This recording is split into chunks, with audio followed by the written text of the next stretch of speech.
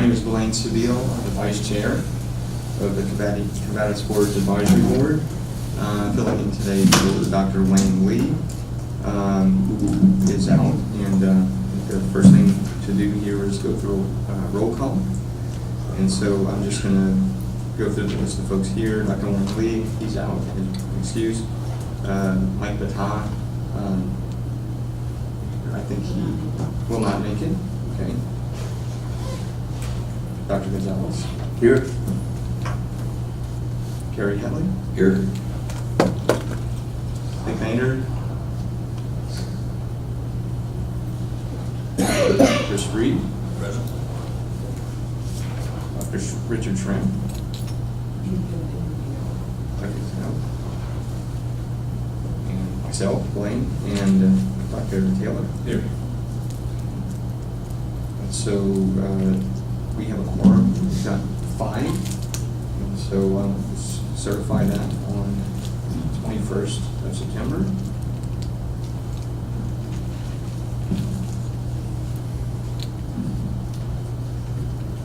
Okay. Also, just like a quick reminder to refrain from using phones or anything like that. This is being recorded.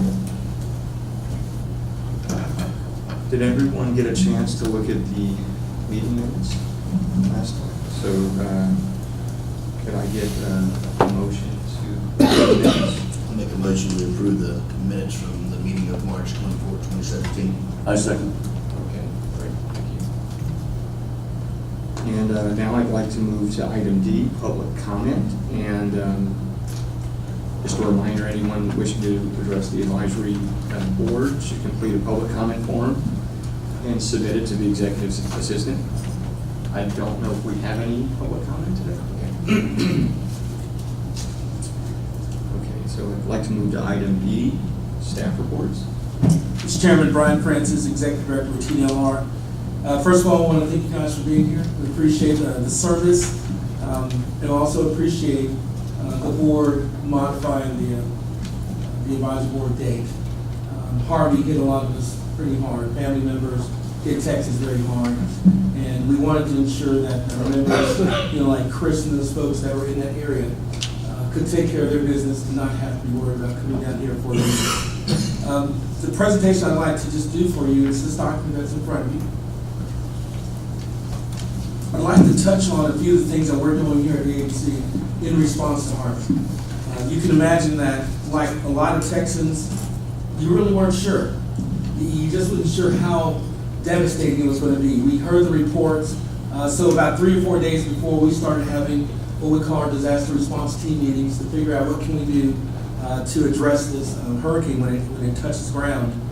We implemented and worked with the governor's office to get in place emergency provisions for towing services. That's one of the first things that we try to deal with. Get those folks from out of state in so they can do what we call the secondary tows. We've had more than 904 folks come in from out of state to help with that. I think our friends in Houston can attest to the more than 300, 200, 500,000, whatever the number is, vehicles that have been abandoned. That was one of the initiatives that we were able to put in place. In addition to that, we coordinated for temporary additional storage lots. So what we call the vehicle graveyards that you see on the side of the road, we were able to lessen some of the standards we have so they didn't have that fencing, didn't have that the surface, the lighting, those type of impoundment procedures that you normally have at a vehicle storage facility to facilitate and make sure that these things were taken care of very quickly. We had about 263,000 of our licensees that were in the impacted areas. So that's all 60 of the counties that have been included in the governor's disaster declaration. That's a lot of our folks. And so our concerns started turning to those people saying, okay, what can we do to make sure they don't have to worry about the red tape and the bureaucracy of dealing with our agency? We immediately requested from the governor's office the ability to extend their license renewals. So it meant that if somebody was expiring on September 1, we moved that 60 days out, so they didn't have to worry about that. So it's about 23,900 folks that we extended their licenses. We waived the requirements for continuing education. If they were going to renew in that time period, because Dr. Taylor, it's going to be difficult for them to find a course somewhere that's underwater. So we waived that requirement. A lot of our licensees are barbershop and cosmetology salons and schools that have a requirement, and even the individuals that work as electricians, required to have a physical license. We waive the fee for getting that duplicate license if it was flooded, if it was washed away, so they didn't have to worry about that element as well. We coordinated with the governor's office also to deal with some of our other programs. We regulate boilers and elevators, so that equipment, those devices were underwater. We wanted to make sure that when they came back up, they were brought up safely. So we sent out information about how to bring your elevator back up safely. We just recently got permission from the governor's office to expedite plan reviews for elevators that are going to be brought back up and have to be restored. We're waiving the takeout of service fee, which is about $20 for those elevators. We also received permission from the governor's office to continue what we call the internal inspection waiver. There are boilers along the area in the refineries in Beaumont, in those areas. The boilers are as big as this building. They're gigantic, they're enormous boilers. To shut one of those boilers down for a day will cost those companies $7.5 million just to have it down. We were able to work with the governor's office and ensure that there were no environmental implications, but to allow them to continue those internal waivers for the internal inspections. That's a few of the things we've looked at. We expedited the licensing of air conditioning contractors. We expedited the licensing of the air conditioning technicians so that when people are trying to get their power restored, the electrical apprentices, we're able to make sure that people can come in from out of state that are qualified to do the job, still do it safely through the companies, because as you know, not everyone who comes to help is coming to help you. They're sometimes coming to help away with your stuff. And so we ensure that the infrastructure to reduce the possibility of fraud, of having these storm chasers coming in, we still have the work being done through a licensed Texas air conditioning contractor, a licensed Texas electrical contractor. But the people who are underneath that are doing the work, actually the laborers, the apprentices, the journeymen, the masters, those folks can come in from out of state. We're able to replenish those ranks and have more bodies available to accelerate the recovery.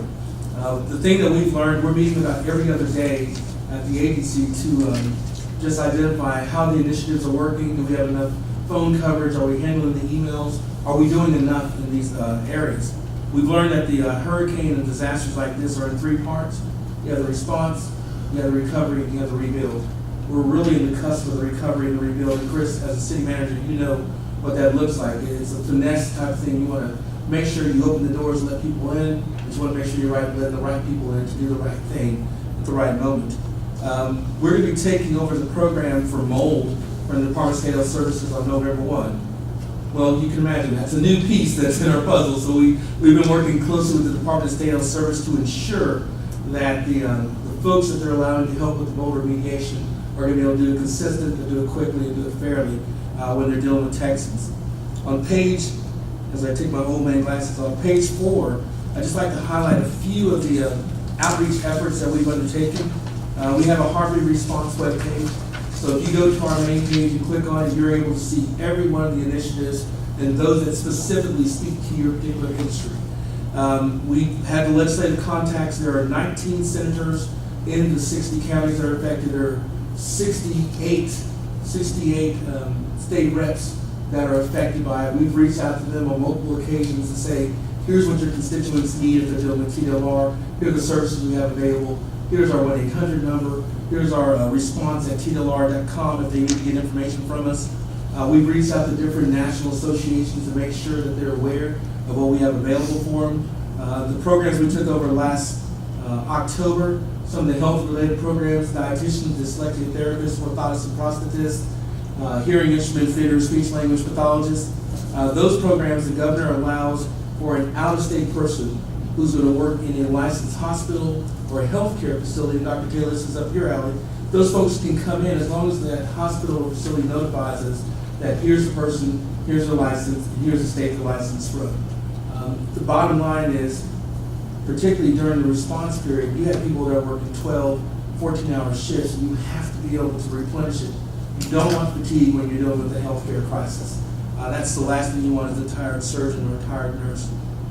We've also developed information on our webpage to ensure that we're communicating with all of our licensees. We have videos up in Vietnamese as well as in Spanish. to reach that licensee population as well as the consumers that can benefit from that service. We are in the process of developing what we call embedded disaster response teams. What they're going to look like is that we're going to have a physical presence in those communities. We're going to set up at a hotel. We're going to set up the city manager's department and say TLR's here to help. If you've got a cousin, aunt, or if you're an air conditioning contractor and you just want to know what's going on with your license, we can help you with it. If you want to be connected with the status of your continuing education requirements, we can connect you with it. We're going to provide information, we're going to provide comfort, we're going to provide customer service out there at the point of the crisis. The last two things I'd like to touch on is on page 6 of the document. These are a few of the numbers that we have in terms of our response. And so we started in 825. There's 902 emergency tow operators that have come in to help in Texas. There's 40 new companies that have been set up just to deal with this emergency. 127 trucks permitted. Imagine, and you guys have read some of the articles, those folks have been working 12-hour days, 7 days a week, literally just towing a vehicle, towing it. So that 127 velocity gets a lot of turnover and a lot of removal of vehicles. 202 apprentice electricians have come into Texas. We've got masters that have joined the ranks. Down there in that licensing category, 23,912 licenses have been extended. There's 245 that are in the Houston area that deal with the Combative Sports program. So those are seconds, those are contestants, those are promoters. They don't have to worry about renewing their license for 60 days. We pushed that out. So if they were going to expire on September 3rd, we pushed it out to, doing the math in my head, November 3rd. So those are the little things we try to do. We feel like those little things make a big difference. They make a big difference in folks' lives. Down in customer service contacts, we've answered 12,873 phone calls specific just to Harvey. So not our regular load of phone calls for the programs for plumbing out of Amarillo and what are you guys doing to my license in Giddings, Texas, where I'm from. This is 12,873 dealing with that. Emails, 467. We expanded our customer service hours to make sure that our folks can be there to handle the calls, handle the emails, and give that personal touch to the folks. The web outreach, the 9 posts. Imagine that the post includes a full list of your license is now extended, your CE's been waived, your late fees have been waived. That's one post going out on Facebook. And then we've reached more than 15,000 folks through our Facebook pages on that. Same thing with our Twitter accounts. We're trying to reach people where they are in this crisis. We send out email notifications to our webpage, so more than 883,000 emails have gone out to folks saying, here's the benefits that you can have, here's what you need. We also send specific emails to the program, so if it was dealing with electricians, they got that, and then the world got it. If it was one of the air conditioning contractors, they got the email directly, then it went to the world. We're trying to layer that communication to make sure that we're reaching the people where they are. And then finally, on the last page, page 7, you'll notice under the business and occupations, there are 1,182 combative sports licensees in those 60 counties. That's quite a few people. Like I said, we've already extended, I think, 245 of their licenses because those are the people that are coming up for renewal during that time period. Yesterday, the governor extended the disaster declaration. We're going to factor that in and see what type of changes and adjustments we'll need to make to our process. But I just wanted to let you know that this has been taking a lot of our time, but it hasn't diminished our customer service in the other areas that we provide to the agency, but it has become a focal point for us. And we recognize that the Harvey response is not a moment, that this is going to be part of who we are for the next 9 months, the next 10 months, the next year. We have other programs with our industrialized housing and building program, with our architectural barriers program, that are going to be engaged in the rebuild side of this. So TLR is at the forefront of it. I just wanted to share with you guys what's going on, and I'm available to answer any questions you may have. Thank you, Executive Director Francis. That's an incredible response to Hurricane Harvey and in the rebuild and recovery efforts. Is there any more to cover in executive office? Those are the main things. We've got the statutory provisions that impacted the group here, so I'll save some of my comments later on for some other agenda items. Thank you so much. Thank you very much. So I'd like to move to item E, sub-item 2, Compliance Division.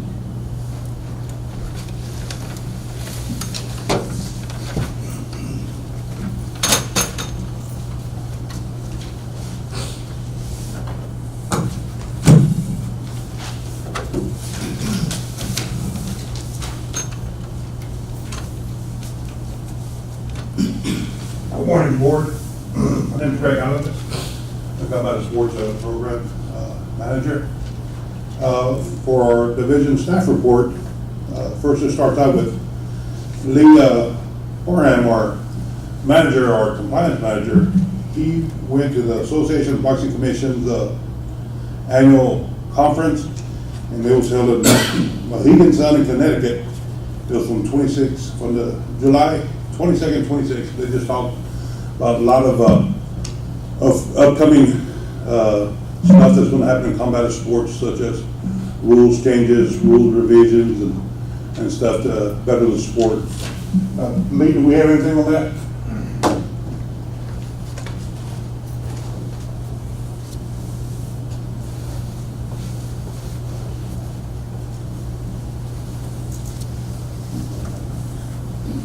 Well, thank you, Greg. I can expand on that a little bit.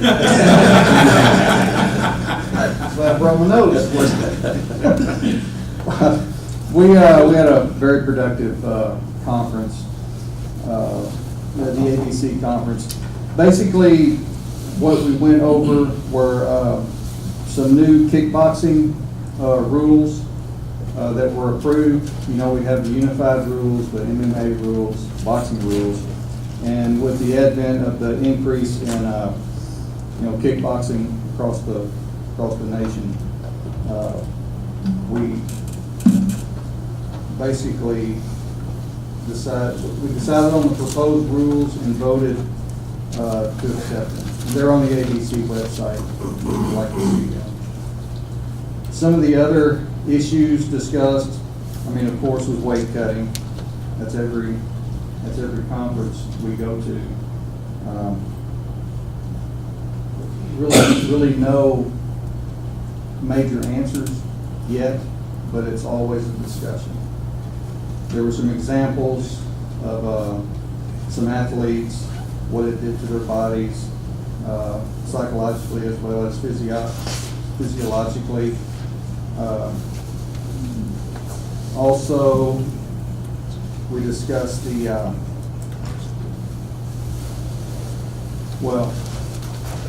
USADA.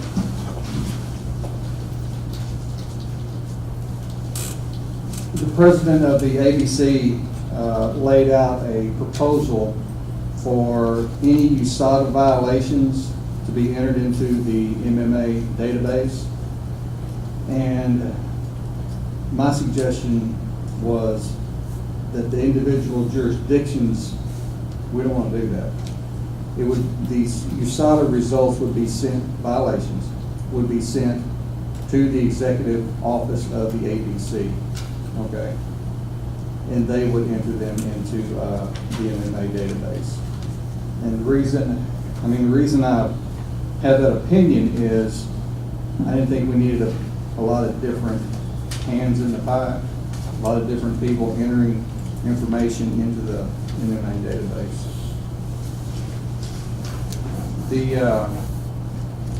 We also discussed California's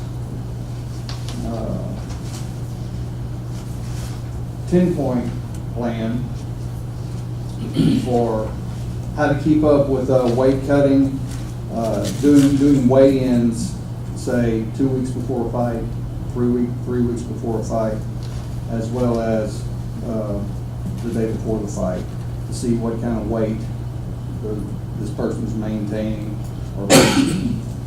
We did not vote on that; it was just discussed. That's basically the. Oh, we also added weight classes to the MMA unified rules.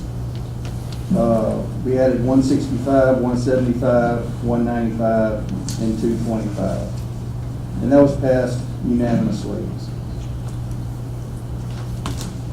That's a good overview of of what was discussed. Do you have any questions for me before I turn it back over to Greg?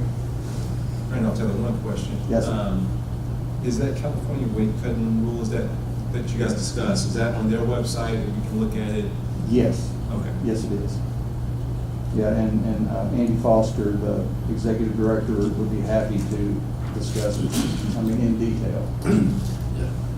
Because that group basically came up with this 10-point plan. Lee, Yes, sir. Manuel Gonzalez, it wasn't approved, was it? No. The weight cutting of those two weights, and which one are you gonna, were they thinking about basing it on, the first weight or the second weight? Well, that really wasn't discussed. It was mainly a way to keep up with what weight the athlete is at 3 weeks before, okay? It's just the first shot, first concept of this, to try to figure out how much weight is actually being cut. So it's like a study. It's an ongoing data gathering study. Lee, if I may, Chris Reed, I think what they do is the final weight is your official weight for that, but there's a certain percentage associated with the other weight that you can't lose in that time period, or it would disqualify you too. So at the first weight, if you're not within that percentage, I think they disqualify. Has it been, Manuel Gonzalez again, has this been used anywhere, this percentage? Not that I know of. Because Not officially. it'll be tough to base what percentage it is if we don't have any basis on, it, you know. Right. That's In what the literature, I mean, we have to have not just the random numbers, you see what I mean? Yes, yeah, I mean, that's why they're gathering the data now. There was also a provision in there that was discussed where, now you can doctor shop on this, but an athlete's personal physician would have to sign off on whatever weight that the individual was going to fight at the next fight. Say it's 10 pounds less, 10 pounds more, it would have to be signed off on by the physician. Now, it's just a concept. Right, I'll tell you, this allows a lot of variability. It's a good thing that they're looking at it, and that's step one. I had another question about the reporting with USADA. Is that only for pros, or are they looking at amateurs as well? That's what Just for pros. Any other questions? Thanks. Well, I'm Lee Perrin, I didn't introduce myself earlier. Thank you, Lee. Just a little bit of what he said, like, they voted on the kickboxing rules, and that was at the national level. Now, what we're gonna do here, when we do our rules revision, we're gonna type them rules in to change our rules, Combative Sports Advisory to fit the national standards also. Okay, and then those also, they'll be put out for comment, or, so in case somebody wants to make a comment on, about the sport itself, then that's what they do. Let me go back to my report. Since January 1st, 1917 through August 31st of 17, we've had 26 amateur MMA events. In boxing, we've had 26 professional boxing, 5 combo, which is either boxing MMA, boxing Muay Thai, a combination of all shows. So there, in Dallas, we're having a combination of MMA, Muay Thai. So, when it's combo shows, a combination of 2 or even possible 3 events. We almost had one where it was going to be a kickboxing, Muay Thai, as well as boxing, but then they're dropping the kickboxing, kept the Muay Thai boxing. So when you see combo event, that's when it's more than one discipline being shown. Professional MMA, we've had 24 events. Muay Thai, we got down to 0 because we're putting it down under the combo number. Okay, it's not on the sheet right here, but we haven't had no more of amputee boxing. Also, I had recently received a phone call that USA is trying to take it under their wing, but I think amputee boxing, the way they got started with at the state level, they're more happy with us and trying to be underneath the governing body of USA boxing. So I think we're still going to keep them I know the founder of the company, they just had a new addition to this family, so he slowed down on promoting, but we're supposed to get a show here in the springtime of amputee boxing. It's supposed to be a worldwide show. So there'll be more updates as soon as that comes down the pipe. On TV events from January through August, we've had 10 events. And as far as new promoters meetings, we've had 9 professional promoters come in and got their license, went into the interview. Out of the 9, 4 of them were MMA, and the other 5 were boxing. One area that we haven't had too much activity is up in West Texas, Amarillo, Lubbock area. We have 3 new promoters in that area now. So we're going to start getting activity out there, and we've already had one show in Amarillo where we had gone 3 years without a show. So we're going to start getting more activity in that area. So that's exciting because a lot of the fighters up there are not getting any fights because of no promoters out there. That's what I got on our report. Does anybody got any questions? I just Yes, have sir. one question on, to clarify, when you said that when the rules changed on the kickboxing, that we would accept those, is that for the MMA too, or are we doing that separately? Are we? MMA, it's going to be a total rules review, the whole combative sports thing. So the things that were passed 2 years ago, we're also going to look at them. And part of these work study groups that Jim has been putting together is going to answer some of the questions as far as, like one of the things was the kidney strikes. We want to keep that rolling as far as the national. When everybody voted, they voted to take it out. But we didn't have enough research on it from the doctors who said it would be okay, not okay, because you got to look at both sports because they strike also in boxing. So you put it in one, you got to have it in one, you got to have it in another. So that's still up for discussion. And so once we do the rules review, hopefully next week we'll have something on where we're heading to on that agenda.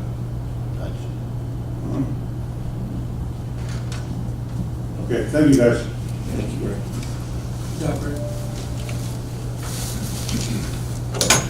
Okay, now I'd like to move to staff reports, sub-item 3, Enforcement Division.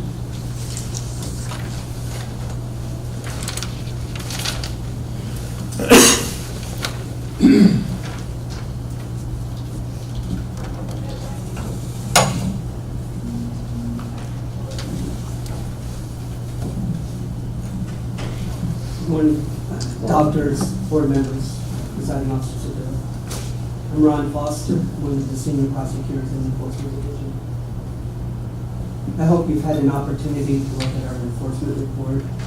I've selected a few of the cases for you to look at that senior prosecutor Charlotte Melder and myself have looked at in the last quarter. Really, it's just to give you an idea of the type of cases that we've had. You can see that we've had common recurring issues with the drug cases where they test positive for various drugs. We also have had a few cases where the promoters failing to bear the responsibility, financial responsibility for the event, failing to pay a judge, failing to pay a contestant. We pursued those not only with an order against them for a fine, but we do go back to the bond that the promoter is supposed to have to make sure that the persons involved in the event are getting paid as they're required to. More unusual type of case is the submitting of the falsified documents. Of course, it's a very serious matter. And so when Charlotte pursued that was a $5,000 penalty. And we denied the license. If you're going to give us false information, or if we find out later that you provided false information, we will seek to revoke the license. In this case, we caught it on the front end, so we denied the license up front. Another more unusual type of violation is the failing to behave in a professional manner. It does happen from time to time, but we take those very seriously. Very often the individual isn't following the directions of the referee. In this case, I put a little bit of the detail in there about what happened, but needless to say, it's a little bit of an unusual case, but we do go forward on those type of cases as well. You might notice that I have listed for you agreed orders and default orders, just to refresh your memory. A default order is when the person basically has not responded to our request. We send out notices to them regarding the violation and give them an opportunity to request a hearing if they would like to contest the matter. And in those cases, we receive no response from the person.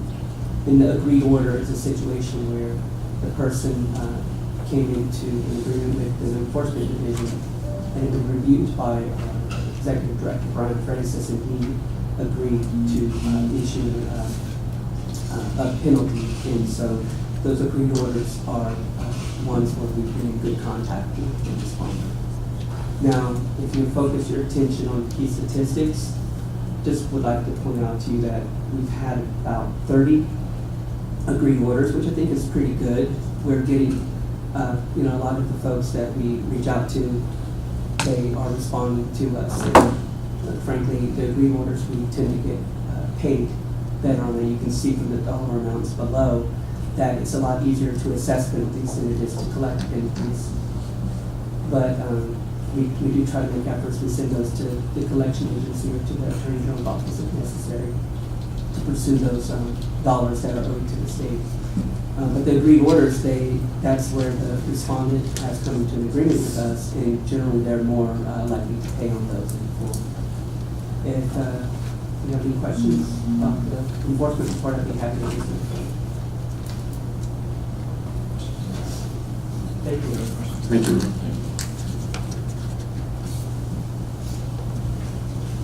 I'm going to staff reports E, item 4, licensing division.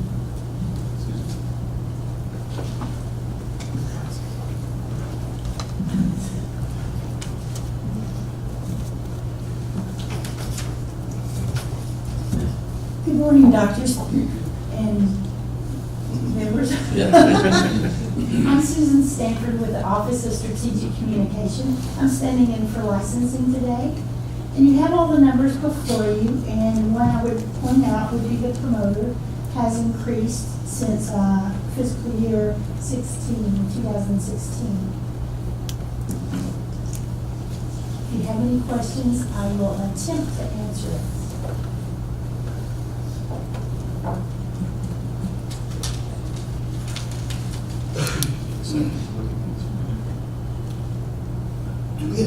Do we have a, I'll throw you a softball, Chris Reed. I know. Do we have a cap on how many we license on? Obviously contested we don't, but for like judges, referees, I think that would be it. Do we have caps on those, or We just screen them? do not. This is Brian Francis. I know in Nevada, they have a limited number of folks that can be licensed as a referee or a judge. I think there's some pros to that. Obviously, it means it's a tighter group, more focused. They're doing more fights, and you have less of maybe one judge who gets a fight every 3 or 4 months. We don't have a cap now, but it's something that we could consider. What do you think about that? The reason one of the things I think it would be good is we would get more reps between the judges and the referees. It only makes you better. And then another thing I like about it is, I discussed before about possibly allowing volunteers that are interested eventually to come out, to sign up ahead of time, to shadow, and then that gives you a pool of people. You get to kind of evaluate them to see if they, when you do get an opening, that you kind of bring them in. It seems like it'd be nice to be able to evaluate those. And I think it allows us to get more reps, all the different ones to get more reps in and just get better. I remember years ago when we were navigating through the rotation list. The challenge was that it's endless. It could be any number, and so we had explored. What does Nevada do? And kind of they have a cap on that. Obviously, people will be concerned if anytime you have a line, there's always someone on the other side of the line. Yeah. How did you decide that I'm on this side of the line and not this side? But those are minor concerns when you're trying to do the right thing. But it's an interesting conversation. It's one that we can continue to explore. I know you've been a very strong proponent and participant in our strategic planning process. And that may be a worthwhile element to include in that. Thank you. It wasn't as soft of a ball as you thought. Susan turned around immediately. It was like, looking for the answer. I thought the answer was no. So I wasn't You were sure. right. May I be excused? Yes, ma'am. Thank you. Susan, thank you. Yes, ma'am.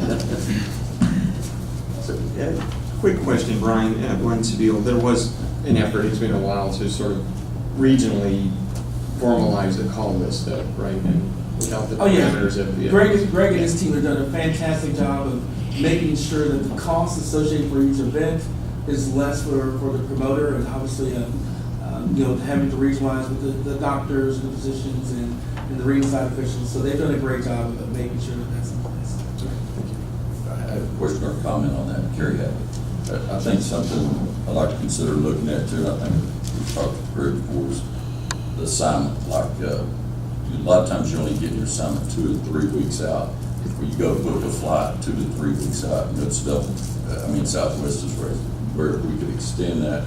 I know I've been involved with Oklahoma and California. I've watched how they've extended that to decrease the travel amount, over 30 days. So in other words, they're getting like assignment 45 to 60 days. And you have 2 days to book your travel, if you're supplying it yourself. So I know I personally was affected by that a little bit on the deal. There's nothing you can do. Southwest immediately within 14 days or within 30 days, they just double, the fares double. And as a business person, we look at that too. If we could try to figure out, and I don't know the pros and cons of not assigning an event that far out, but California has a schedule now that you just look on your calendar, they post it on your calendar, you have 2 or 3 days to accept it. And so you have it on your calendar, and then you have so many days to provide your travel. That would be something I'd like to, maybe we research and look, maybe just take a look at We'll see what they're doing. Yeah. See what California and Oklahoma's doing. And it's rare that they're ahead of us in anything, so Yeah. we wouldn't mind going to the bone on some type of efficiency. But I think due to travel, that would be, and I know it's a lot harder sometimes to plan that far out, but it would at least give you time to book your airfare.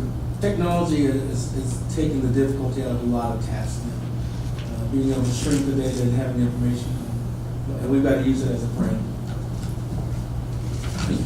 Thank you. So if no further questions on that, I'd like to move to agenda item F, and we have a presentation by King's Promotions regarding 5-day bare knuckle boxing. I'll let you guys introduce yourself. I met Dave, but Good morning. Mr. Chairman, for Charles Johnson, Assistant Counsel, for the record, just to note that the presentation is scheduled for 15 minutes. okay. Yeah, apologies. Yeah. So note it's scheduled for 15 minutes. Good morning, gentlemen. My name is Marshall Kaufman from King's Promotions, and my partner here, David Feldman. I've been promoting for a little over 30 years in the sport of boxing, mainly. And in 2013, I connected with David Feldman and did some MMA shows as well, and that's been David's expertise along with boxing as well. And so, as long as I've known him, he's had a passion for bare knuckle boxing as well. And so we wanted to reach out to the state of Texas, and we feel like this is something that can be very positive, not only for the state of Texas, but for many other states as well. And David will give you the presentation on the benefits of it and what it can do for not only the state of boxing, but for King's Promotions and other promoters that will eventually get involved. So, David Feldman. Thank you, guys. I really appreciate you taking the time out of this schedule to listen to this presentation. I think that you're going to like what you hear. The only thing that I ask in preparation for this is that you actually listen to the fact, the reality of everything that I'm presenting today, and not maybe a perception that may be in your mind about this sport, because not knowing can be the worst thing ever because you don't know what it is. Please let me give my explanation. I'm open for any questions, and I think that you're going to like what you hear. And for this gentleman over here, I applaud you for all your efforts, and I think you're doing a great job. don't know you at all, but just hearing what you guys are doing in your department is, it's great. Thank you, we got a great team. So we're just going to start off like this. I just want to give a little introduction into the sport of bare knuckle fighting. So bare knuckle fighting is a stand-up fight. It's basically boxing rules with a little twist. There's some variations in some of the rules and regulations, but it is only punching with the hands. It is not elbows, backhands, knees. It's nothing like that. No throwdowns, nothing. It's stand-up fight. It's basically boxing without the knuckles being covered. There is a glove that we have that we designed that I can pass around later, some pictures of it. Right now it's in my attorney's hands because we're going through a patenting process on that. With that being said, the gentleman that wrote the rules and regulations for Bare Knuckle Fighting Championship is the same gentleman that you guys are talking about up here that wrote the unified rules for mixed martial arts. So, we have the right people behind us as far as ensuring the safety of this sport. So we'll just go at where it says as seen on ESPN, Showtime Sports, Rolling Stone, Sky Sports Men's Journal. ESPN did a 30 for 30 with us about the development of turning bare knuckle boxing from an underground sport into a mainstream regulated legal sport. Showtime 60 Minute Sports did basically the same thing. Rolling Stone magazine did a series of videos on RollingStone.com, which happened to actually be the most watched video ever in RollingStone.com history. Sky Sports is doing a lot of things right now over in the UK, and I just want to interject now. With the UK, I started up a bare knuckle fighting company in the UK, and I got part with a partner over there. It's hard to do business with someone overseas, but right now they just came off of 2 back-to-back sellout shows, one at Wembley Arena and one at the Echo Arena. So they're doing very, very big numbers over there with very, very limited injuries. And we also had a feature story in the Men's Journal. So it says right here, fights will be contested. Let's move this over so I'm not reading. Fights will be contested in a patented circle ring, which I'm going to show you a picture of. The ring canvas shall have 2 4-foot lines separated by 3 feet parallel, meaning there's 3 feet apart. The guys will start on a 4-foot line. Their toe will be on the line, and they will, the referee will say, which is a trademark of ours, toe the line. Fighters will toe the line and they'll start fighting 3 feet apart. I don't think this is on anywhere, is it? Oh yeah, there it is.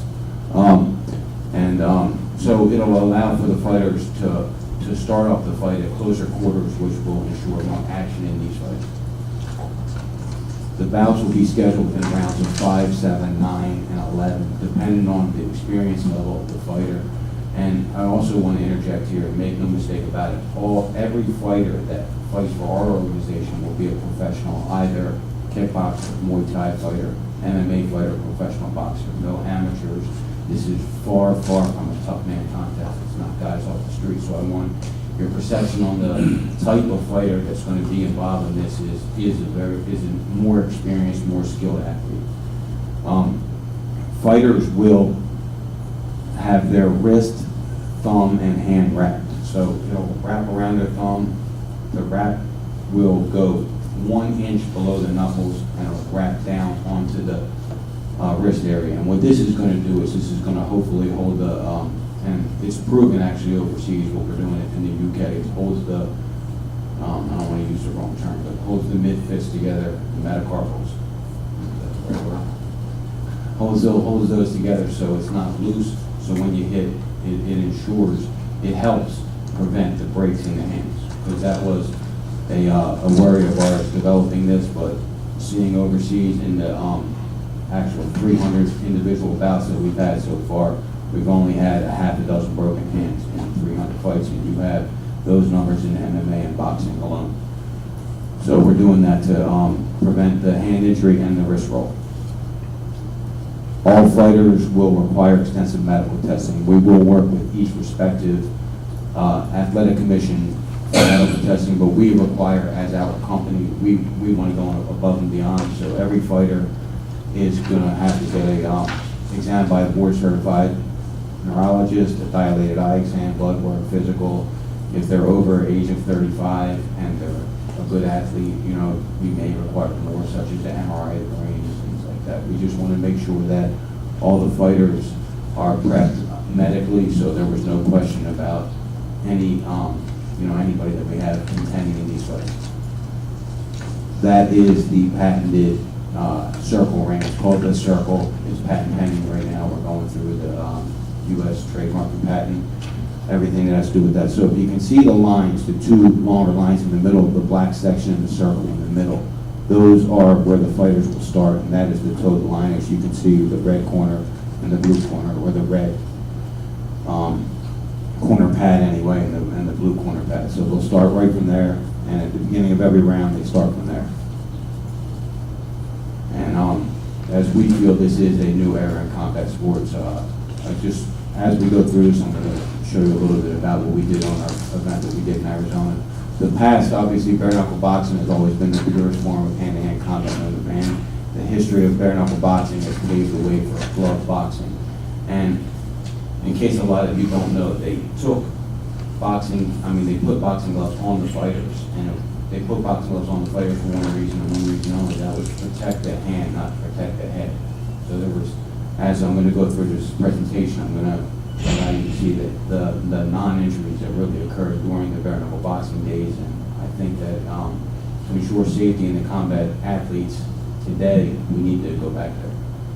So it just tells a little bit about the past of white glove boxing, why it became glove boxing, mixed martial arts put the gloves on, all for marketing, because they can punch harder and they can give more knockout blows with a little more padding on the hand, because as you can see in my presentation here also, I'll show you the pounds per square inch of a punch, a knee, and a kick.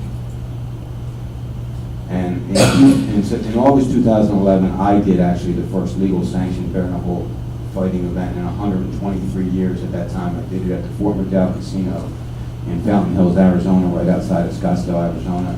I did 5,000 people, that was capacity. We turned away about 1,500 people that tried to get in. We did 1.2 million views on the internet, and on internet pay-per-view, and their paywall crashed, so we didn't make any money from that. We actually lost a lot of money. We put a lot of money into production, and we weren't able to get the revenue gains that we should have got. But what it did is it gave us the wherewithal and the knowledge to know that this can be a very exciting sport and something that people really want to see. And in that fight, I just let you know the only injury was a very small, about a 1-inch cut under one of the fighter's eyes.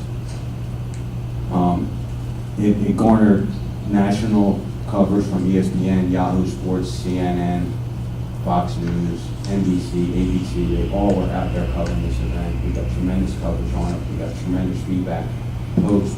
But because of the problem that we had with the pay-per-view, financially we weren't in shape to keep going with it right at that moment. And the present bare knuckle boxing is now producing monthly events in various regions in England. It's an event either every month or every other month.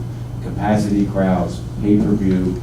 They're doing very, very well with these events over there with really almost zero injuries. I mean, in any combat sport, in football, in soccer, and even cheerleading, you're going to get a bump on your eye. Things like this are going to happen. So you are getting hit in the face with bare knuckles. So you are getting some marks, but they're smaller marks and they're not as deep. Gentlemen, you have 5 minutes remaining. Okay.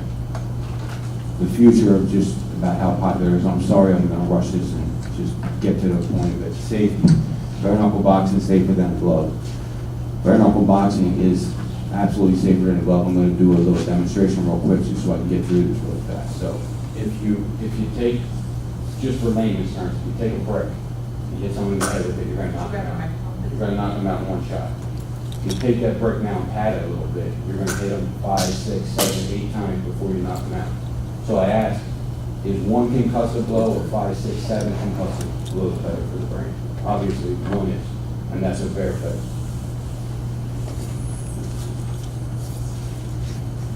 So here's the impact force. Average punch with a glove, it was 325 pounds. It actually, I dug in a little more, and as we went, the average on from flyweight all the way up to heavyweight, it went up a little bit. It was about 550 pounds of pressure. An average kick is 975 pounds per square inch, and an average knee to the head, when they pull the head down to the knee and they hit a fighter with it, it's 1,025 pounds of pressure. So again, I ask you, what do you guys think is harder, this or this?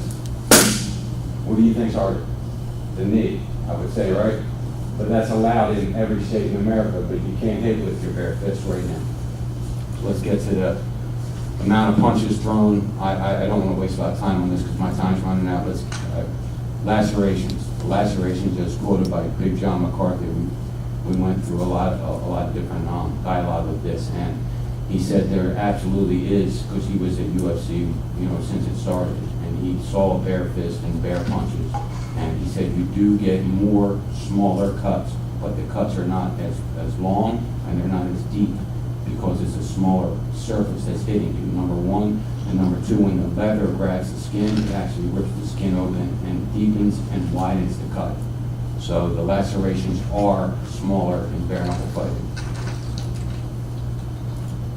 Market research just tells you how popular this really is. But again, sorry to have to skip so fast, but economic growth. So I did an economic growth for the state of Texas, and I'm actually going to walk over here a little bit because I can't see that good. So the first event, we did 5,000 people in Arizona. So I'm doing 5,000 people at an average ticket price of $75 what we did. And the second event will grow a little bit, and as we get, so I did 5,000, 6,000, 8,000, 8,000, all at a $75 ticket average, which will generate, for the ticket tax that we calculated for 3%, would generate $60,000 in revenue over just 4 events for the state of Texas. Then we go to pay-per-view revenue. So with your percent that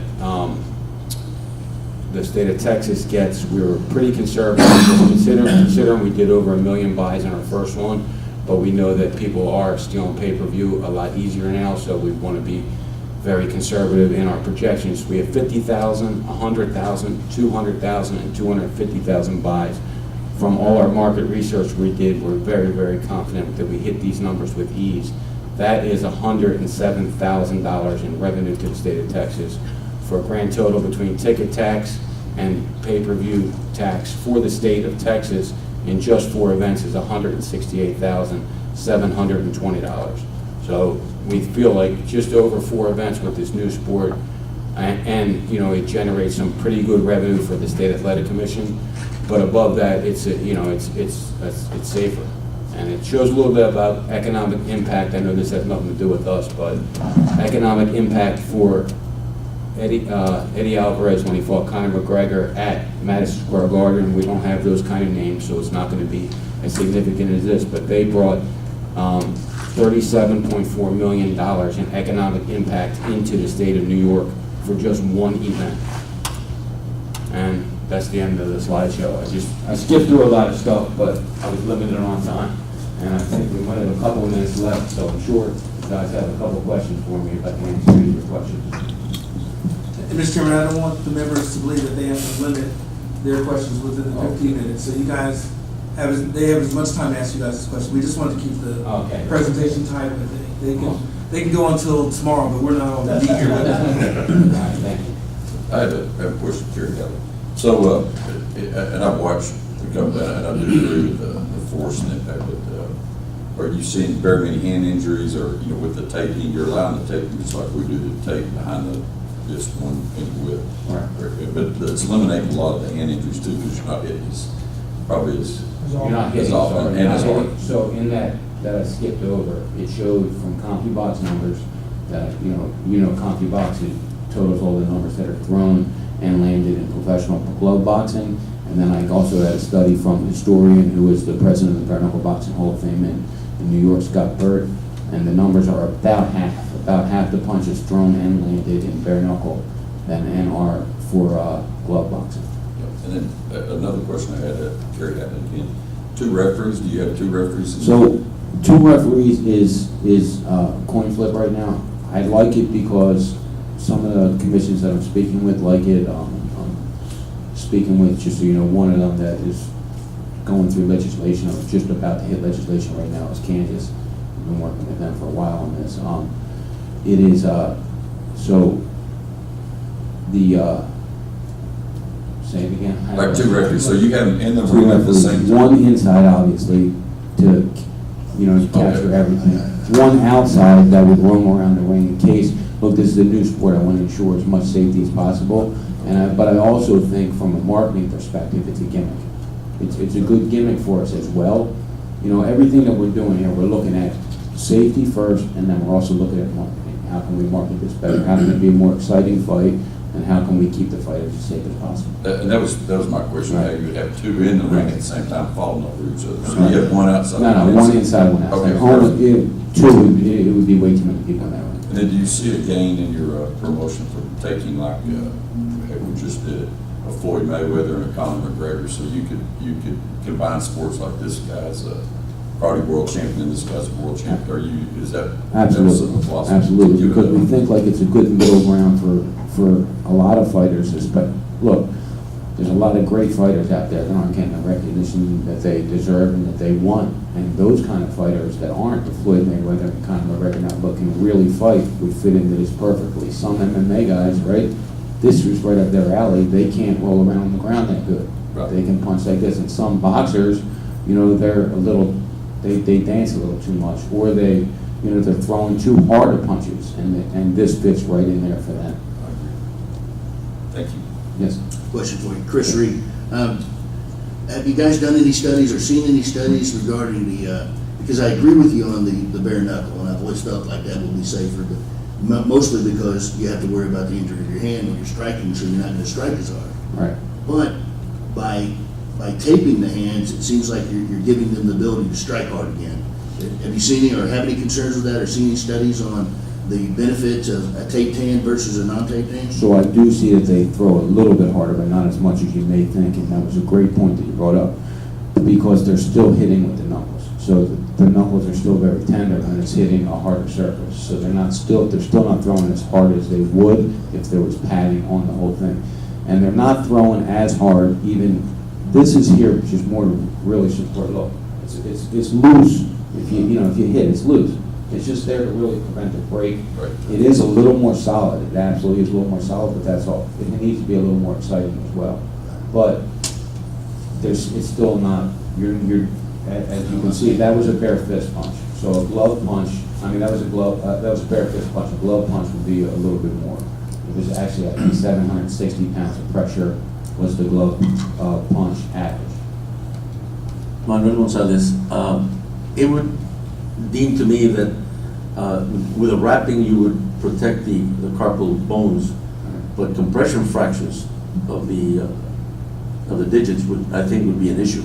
And have you seen that? Well, I have seen, as I said in the presentation, over 300 individual fights, 6 broken hands.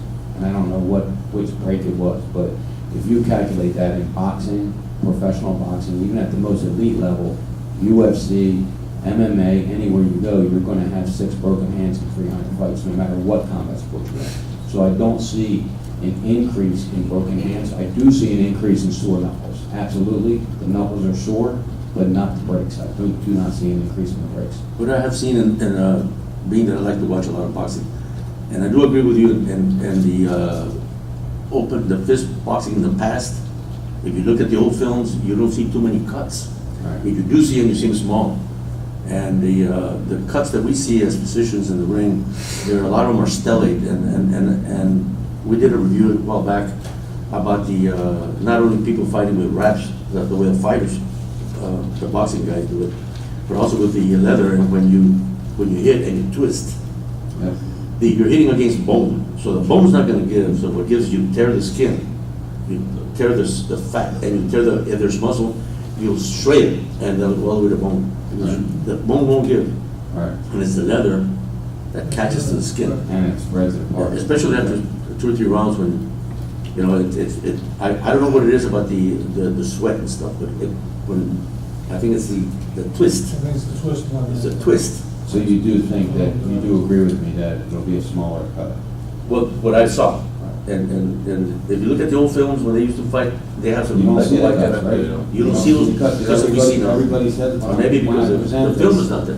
Sorry, Mr. Chairman, could we go one at a time? Sorry, sir. So, that was my question about the compression fraction. I would think it would cause that because you're tightening it here, you have those long bones. And, as it evolves, maybe you will see more of those, but from our study that we've done, in the place that we've done, in the UK, we haven't seen it. We really haven't seen it. So we did see it a little more in the beginning when we weren't wrapping the hands at all, when they weren't wrapping the hands over there at all. I would You think this is a see lesser more rate. breaks everywhere, and the wrist rolls were actually the worst. But now with the wrapping below, and, all the way up to one inch below the knuckles, it's creating a better punching surface for these fighters. Yeah, but I do agree with the torque. When you hit the glove hits the skin, it just tears it up. Yep. You see those big stellate cuts, especially around the eyes. And With it's, gloves on. and it's a bigger fight, it's a bigger surface, right? Like the glove is double the size of my face. Once you have a stellate laceration, they're all big. Brandon Taylor, a couple questions. So, usually we don't have every fighter seen by a neurologist. Why do you guys think it's required to have a certified neurologist to see every fighter? Just to be completely honest with you, we're a new sport and we want to live by better safe than sorry. We want to make sure, again, we have to ensure fighter safety, and we think we go just that extra mile. We don't need it. We don't need that. I don't think we need it. I think it was just because as our team put this together, it's an extra step to show all the state athletic commissions and everybody that we are going that extra mile, that we are running toward regulation and not running away from regulation. If you can understand what I'm saying with that. I don't think we need all those medicals, but I think that it's a good precaution to take. Anything can happen in any of these combat sports, right? But since we are debuting new, we want to take extra steps to make sure that they're safe going into that round, to prevent any unforeseen things that may happen. Does that make sense to you or not really? I understand the part about going above, Right. but when you look at it, there's always a trend. So you guys, is it necessary to have neurologists eval every fighter that does combative sports and then look at cost down the line? And somebody's going to follow your trend that you're setting, which may cause more costs and unnecessary evaluation. So we spoke about this with our team and some of the guys that were on the Unified Rules and Regulations Committee and everything like that. And they thought that being seen by a neurologist was something that we should do, because you had to do an MRI, and we took that out. It's just being seen by getting a neurologist exam. We thought that it was a good thing. And it wasn't just me, it was everybody on our team just thought it was a good way to start this off. And maybe it does set the trend, but this is, I think, in a good way, it's that not every little promotion in the world is going to try to put on quote unquote tough man, bare knuckle tough man kind of fights. This is for elite athletes, and I think that if we're going to come at and run out of the gates and create an event on and have elite athletes fight, we need to have the proper medical requirements in place. And the other question I had was so this is no amateurs, just pros. And in all of our sports, combat sports, people start off as amateurs and develop into pros. How do you expect people to develop to be this type of fighter? Through other sports. Now look, this can change as we evolve this sport. This doesn't have to be in right now, but right now at the beginning, as I'm pitching to your commission, as I do to other commissions, is I want you guys to believe that I'm not doing again, quote unquote, tough man contest. I do have the right type of athlete fighting in this sport. That's really why I put that stipulation in right now. Can it allow? Of course it can. Let's say there's a great boxer that's fighting in the Olympics and he sees, look, this is the way I'm going to make a lot more money than I am in glove boxing. Let me go this direction. Of course we're going to allow him. But right now at this stage, we just feel that the perception is everything right now for bare knuckle boxing, because people don't know what it is. So because of that perception, we want to make sure that we have the best fighters available to fight in the sport at this stage. Another question is about the number of rounds. So I see 5, 7, 9. In theory, right, so less force, but direct contact being bare knuckle, you expect to be less rounds. Because the fighter, like you said earlier, somebody should be knocked out earlier, and use of the club? So it could, again, it's, we're gonna see as we go with that. We don't know everything right now. We don't, because we've done them overseas, and the ones we're doing overseas, they're actually doing a little different. They're doing 5 3-minute rounds over there.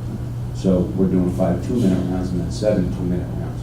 So as we evolve this sport, and we'll see, is it going to be cut down around? I don't think it should be, because I did see some of the fights at the beginning, and they weren't doing any time limit over there that I wasn't involved in, but that they were doing. Some of the fights went 25 minutes, just straight through fighting. So, you know, it's kind of like a watch and see, and let and see. With a lot of these rules and regulations, we just want to be overprotective right now with almost everything that we're doing, because we don't see that there can be anything wrong with being overprotective, you know, as it could be with being underprotected. And last question, the ring itself, so you had the big ring, All right, and you have the total line. yes. Are the fighters to stay within that black circle, or they can go, once they come to the toe, then they can go as far apart as they They like? can go anywhere they want, but we figure that again, it's safety and marketing. I mean, at the end of the day, we're doing this, putting a lot of money into it, we're gonna make money with this, right? So, by doing that, we figure that it's a great marketing tool to have these fighters start off 3 feet from each other rather than 30 feet from each other. It just seems like they're gonna start into it, and we've seen it in some of the fights that we did, they start off better. Then, yeah, if they get hit, they may start dancing around that big circle and not exchange as much as they would have if they stayed inside that little black circle. It's just impossible to keep them inside that little black circle. I mean, really, then you're asking for trouble. You're asking for fighters to really get hurt. I have a question, Manuel Gonzalez. A big thing for me and any combative sport is insurance coverage. What is your experience with your bouts in other states with insurance coverage, not only for the commission, Great but question. promoters, So- and for the physician? Great question. So for the physician, we were able to secure some malpractice insurance, you know, that we would cover the physician through the promotion, not through the state, if need be. We also require for ourselves, which should show you guys something as well, we require a minimum of $100,000 medical and death insurance per fighter. We require that upon ourselves. How about for the state? We didn't. Have you had any problem? No, we didn't. We never had a problem with that yet, at all. We can, you know, we're working with all these different insurance companies going through this, and we can provide whatever really needs to be provided. So what you're saying- At the beginning, Sorry. For the physician? yes, What you just said was that you guys, the promoters, will cover me. yes. What limits are you doing right now? Well, we were working off the different limits. There was a $2 million limit, $5 million limit, $10 million limit. There's different limits that we are working on. Obviously, it gets pricey, but if we're trying to develop this sport, we need to protect the doctor if he's going to sit at ringside and regulate these fights. I honestly have, in the other states that I am pitching this on, I have a lot of doctors that are willing to step up and be doctors because they actually see it as being safer rather than being less safe. And you as a physician, what would you like to say? And the limit. I'm for the safety of the fight. I'm saying as a limit for yourself. I'm a surgeon, so my limits, I have my own, Okay. you know what I mean? I'm Sure. I've got my limit pretty high. But I'm wondering, let's say that you don't have a surgeon, and they don't have the limits I have. I do vascular, so I do trauma, vascular, and all that stuff, so my limits are pretty high. Okay. So, but there's other physicians that are not, have limits that high, and, you know, we've had, as you have read in the literature and in the papers, somebody gets injured in Minnesota, and they file a lawsuit against the doctor for, you know, not only to, God willing, say he doesn't die, you know, if he dies, well, you get sued or whatever for a certain amount, but if he doesn't, and he lingers, and you know, we have to be covered for that. We as a company would be more than willing to offer supplemental insurance to the physicians, but more than willing to do that. And I understand exactly where you're coming from, and I feel for you 100%, and that's why we would absolutely be willing to supplement that insurance. Chris Reed, one last question, or point, I guess. I think what a few of us are trying to say up here is that we like you, we want to balance the safety, obviously, that's our number one priority. But we also are trying, probably like most states, of keeping our fees down, the responsibility towards the promoter, because if we're going to grow this sport and we let that keep creeping up, it's going to put such a burden on you guys, you're not going to be able to do the shows. So that's why you're hearing those questions from us on the physicals and regarding the insurance, is because we're at the same time cognizant of we need to keep those fees down for you guys. We want safety, but at the best price we can get. On that note, do you have various fees for your different combat sports, or is it the same, is that fee consistent among all your combat sports? Same for all It is. combat sports. Well, the direct fees for the agencies are, but the fees are incurred by the promoter vary based on the event. So that's really what you're getting at, is what is that residual cost that goes to To the promoter. provider, to the promoter, to the venue, to the insurance cost. It's different.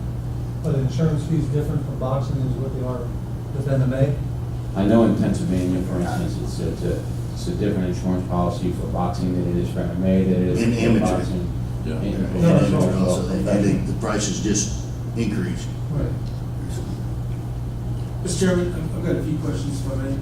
A couple of things that kind of just stand out a little bit.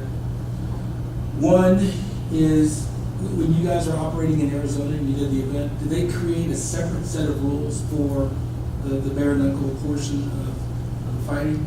So there was actually the tribal had their own commission, the tribal commission that Okay. worked with the state, and they did adapt our rules. They did use our rules. I think it would be helpful as we just continue to explore the concept. Any of the studies that you have, the rules that you're talking about. Also, I think for our staff, getting contact names for those folks in the other states that you're working with, that helps a lot. Just having a conversation with peers works through it, and then any contacts in the UK that we can just talk to, I think would be allow us to build a little bit more information.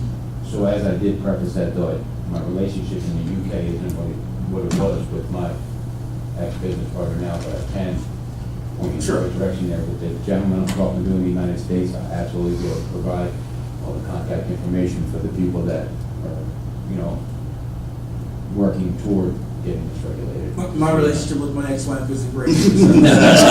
It's not a reflection on you or her, So I think from our standpoint, being able to get copies of studies, getting copies of the draft rules or the rules that you used before in Arizona, the conversations, I think you indicated that in Kansas, you guys are looking at getting some statutory changes or?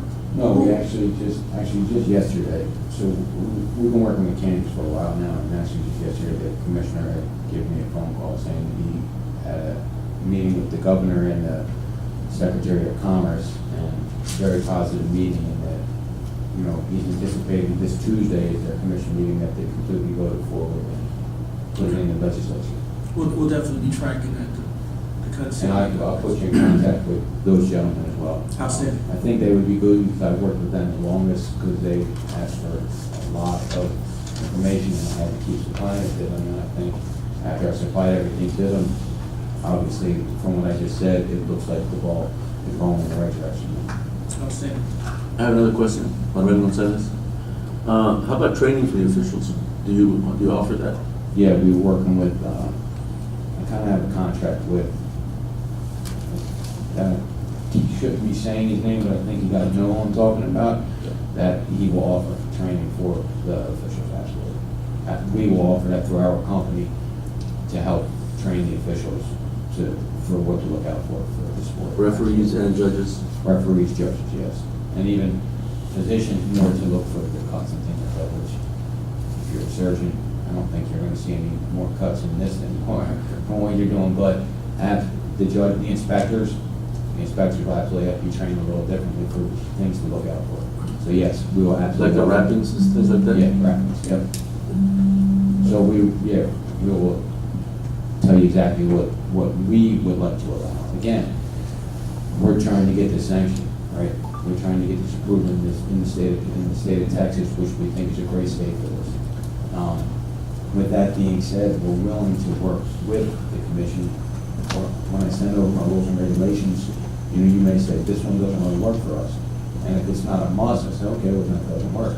If it's something that I think should absolutely be in there, then we'll work back and forth over each specific rule and regulation. But they're very consistent. These rules and regulations are very consistent with the unified rules for mixed martial arts, except for some tweaks, obviously, for technical. Mr. Chairman, if I might, Charles Johnson, Assistant General Counsel. In order to expedite the process and kind of facilitate discussions, rather than we ask for information kind of piecemeal, I think it'd be beneficial if Mr. King could just voluntarily provide to us a packet of data that was given to each of the commissions so that we have it as a body of documents rather than piecemeal. No problem. I can absolutely supply that. Kerry had just one quick question, because it's definitely, when you say you're patented a glove, is that more of a wrap behind the wrist, or it doesn't cover the knuckle? I'll show you a picture of it in a minute, just so you understand. It doesn't cover the knuckles at all. It's more to support the top of the same thing to support where the wrap supports the wrist and the mid hand. Okay, and then my last question would be weight classes. Are y'all specifically staying in line? We actually had the unified weight classes before they were accepted by the ABC. We had them about 2 months before, and then they came out, and I was like, I just paid for these things, but yes. Well, that's good, because we had the same exact weight classes that were just passed by the unified rules for mixed martial arts. That's our weight classes. But there was from UFC 1 to 5, you know, it was all anybody goes. That I was just No, clarify. absolutely weight classes. Actually, Marshall just said, we had the weight classes, right? We absolutely had the weight classes. Okay. Yep. Thank you. Very So, good. yeah, on Charles's recommendation, we should probably move forward, and a packet you guys can provide. So obviously, this is a highly evolved board. You can hear from the questions that we started in prerequisite exams. We dealt with a lot of things like neurology, ophthalmologist in the past, things like that, with the contestants actually had to have. Insurance has been a big thing. So I think it's very informative. Thank you guys, Marshall and Dave. I appreciate it. You have something? Yeah, I have one more question. Go ahead. Can your sport be run under the present boxing rules that we have in Texas? I would say yes. I mean, does each and every rule and regulation that we follow, are you allowed to vary from any of your rules and regulations? Because if not, I mean, you know, it's not glove boxing, so that, number one, wouldn't work. So, Glenn Spiel, so, you know, categorically, bare knuckle doesn't exist, right? The rules are out there, you guys should, you know, have a look at that, I think for comparison purposes, but I'm sure it's gonna have deviation, you know, as you research. No, And Mr. Chairman. again, that's what I said, we're very willing to work with each commission to, and, you know, especially this commission, to work through the rules and regulations. These are rules and regulations that we set in place for fighter safety. If there's some things in there that you don't think are necessary, or you think something else may be necessary, we're more than willing to work with that. And on the note of the rules and regulations, we do have the rules and regulations under copyright with the U.S. Trademark and Patent Office too. So we're really trying to move that forward as much as possible. I will send you all the rules and regulations. I will send you the contacts that we have, some of the various states that we're working with at this time. And then, you know, you guys tell me what is next. Mr. Chairman, to clarify the point about the authority, under the existing statute has a provision in it under 2052.251 that refers to gloves, and specifically says that a combative sports event contestant shall wear gloves of the type and weight specified by commission rule, unless the commission by applicable rule requires contestants to not wear gloves. And so there's a provision in the statute would require us to adopt rules for this particular sport. That's good. You guys have any other questions at this time? Thanks. Thank you. Thank you very much. Really nice. Thank you for being open-minded. Thank you. We'd like to move on to item G. I think, I'm sorry, yeah, item G. Jim Erickson had put together work group reports. I'm not sure who's going to report on that.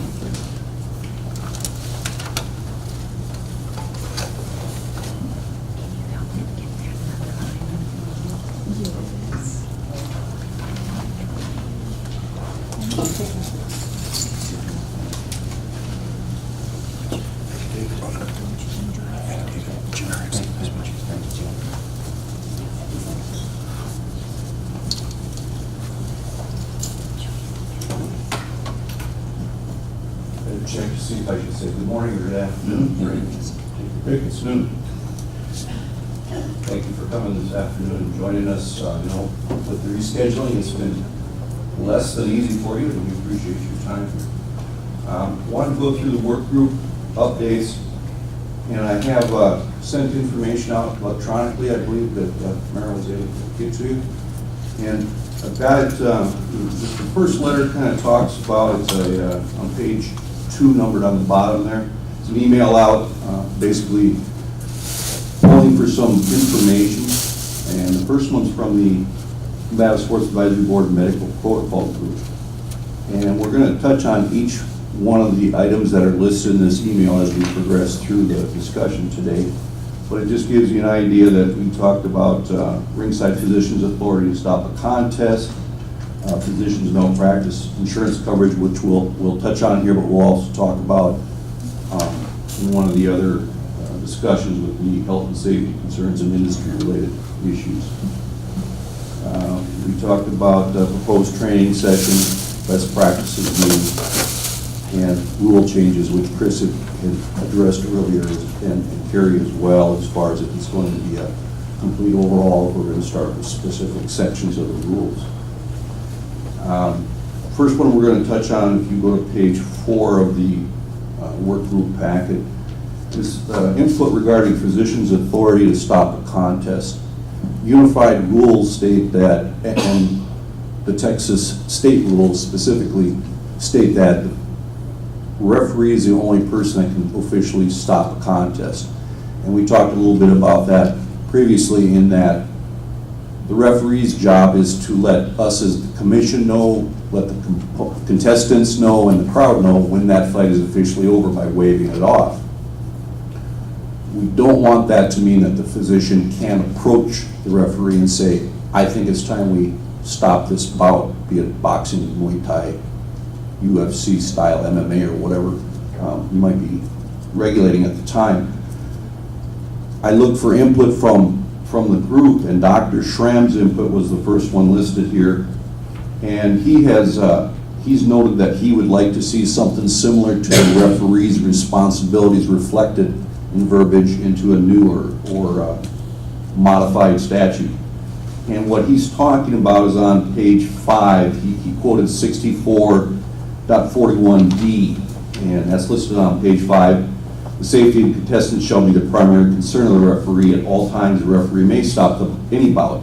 And it lists the 4 conditions that are commonly used. Number 1, where there is a reason to believe that continuing may result in serious injury to either contestant. Number 2, if the contestant cannot defend himself. Number 3, because of an injury or contestant's poor physical condition. And or number 4, if the referee feels that a contestant is not fighting to earnest. He would like to see, and I think it's a good suggestion, and it can be tailored to whatever the group thinks, but I think it's good to start there. If we look at page 6, the next page, you're going to see what the current responsibilities of the ringside physician are. And they talk about the medical examinations at the weigh-in. They talk about remaining ringside during the bouts. Immediately examine a contestant who suffers a knockout, concussion, or other head injury, and then the post-fight. But it doesn't delve into anything about advising the referee. What I've started to do at the events I'm working is getting the doctors together and reminding them that you can indeed approach the referee, and if you want to get a signal system together or whatever, approach that referee and tell him, we need to talk. And I don't think that there's any referees that would disagree with you if you said this way needs to be stopped. So that's the input we got from Dr. Schramm, and I was just curious if you all had any additional input that you feel would be appropriate right now, or if we can confer via email. It's tough with the conference calls because we have so many dynamic schedules. It's tough to nail down a day, and sometimes someone can commit and then something comes up. So if we could just, I don't want to spend a lot of time workshopping it now, but if y'all had anything off the top of your head that we could start working with, in addition to or different from the information you've got here now. I guess a suggestion, as an official for several years now. I don't ever recall a bout that I would even not consider stopping the fight if the physician said, and more or less, we're asking that advice every time. One point for Kerry Hadley. Yeah. Chris? Absolutely, you'd be fooled, yeah. Yeah. I'm sorry, go ahead, Kerry. Yeah, but I don't know how you would implement it other than the fact out of I wouldn't know of any competent official that wouldn't take the recommendation of a physician, because we're not physicians, and it would be a natural stoppage to, We have never had a problem. if you do have the problem, I would think you would do that official last time. That would be my recommendation. I don't see it ever happen. Brian Francis, Executive Director. So what I think I'm hearing is, this would simply just be memorializing what's already happening. Correct. It's not changing, it just seems like it's what happens in the natural course of an event, that the physician and the referee are partners. It's Put it on paper, basically, in the rules. Or do we need to? Do we need to just remind them that they have that right? I think putting it on paper, like everything else, makes it legit. Yeah, so I mean, yeah, I think Dr. Shrimp kind of already wrote it for us, kind of, sort of. Yeah. Okay, so kind of what I'm gathering is we could go back to the committee, work group, I should say, I'm sorry, go back to the work group and maybe finalize some type of a presentation to bring back to you as a board for action at the next meeting. With verbiage. Yeah, with verbiage. I think Charles wants to weigh in Yeah, quick. I think that this moves into the next agenda item, which is discussion of potential rules from the work groups. And so we get that agenda item, we can take this up and formalize that process. So just two steps, one general conversation here, next agenda item, let's do X, let's do Y, let's do Z. That'll work. Thank you, Charles, for keeping us on point. All right. Next section on page 7 has to do with input regarding lead physicians and responsibilities. And the input that was sent back, Dr. Schramm speaks about lead physician responsibilities, working in UFC in a large event, and working with Dr. Davidson, the UFC medical consultant from Las Vegas. He was advised to be at ringside at all times and make the calls, and the referee would ask me for any advice during the bouts. One physician was assigned suturing responsibilities held back in the designated treatment area. The other physicians ringside signed off on the contestants after bouts and would escort fighters from the ring. So basically they're saying with enough doctors there, one stays there, the lead would stay at ring or cage side the whole time.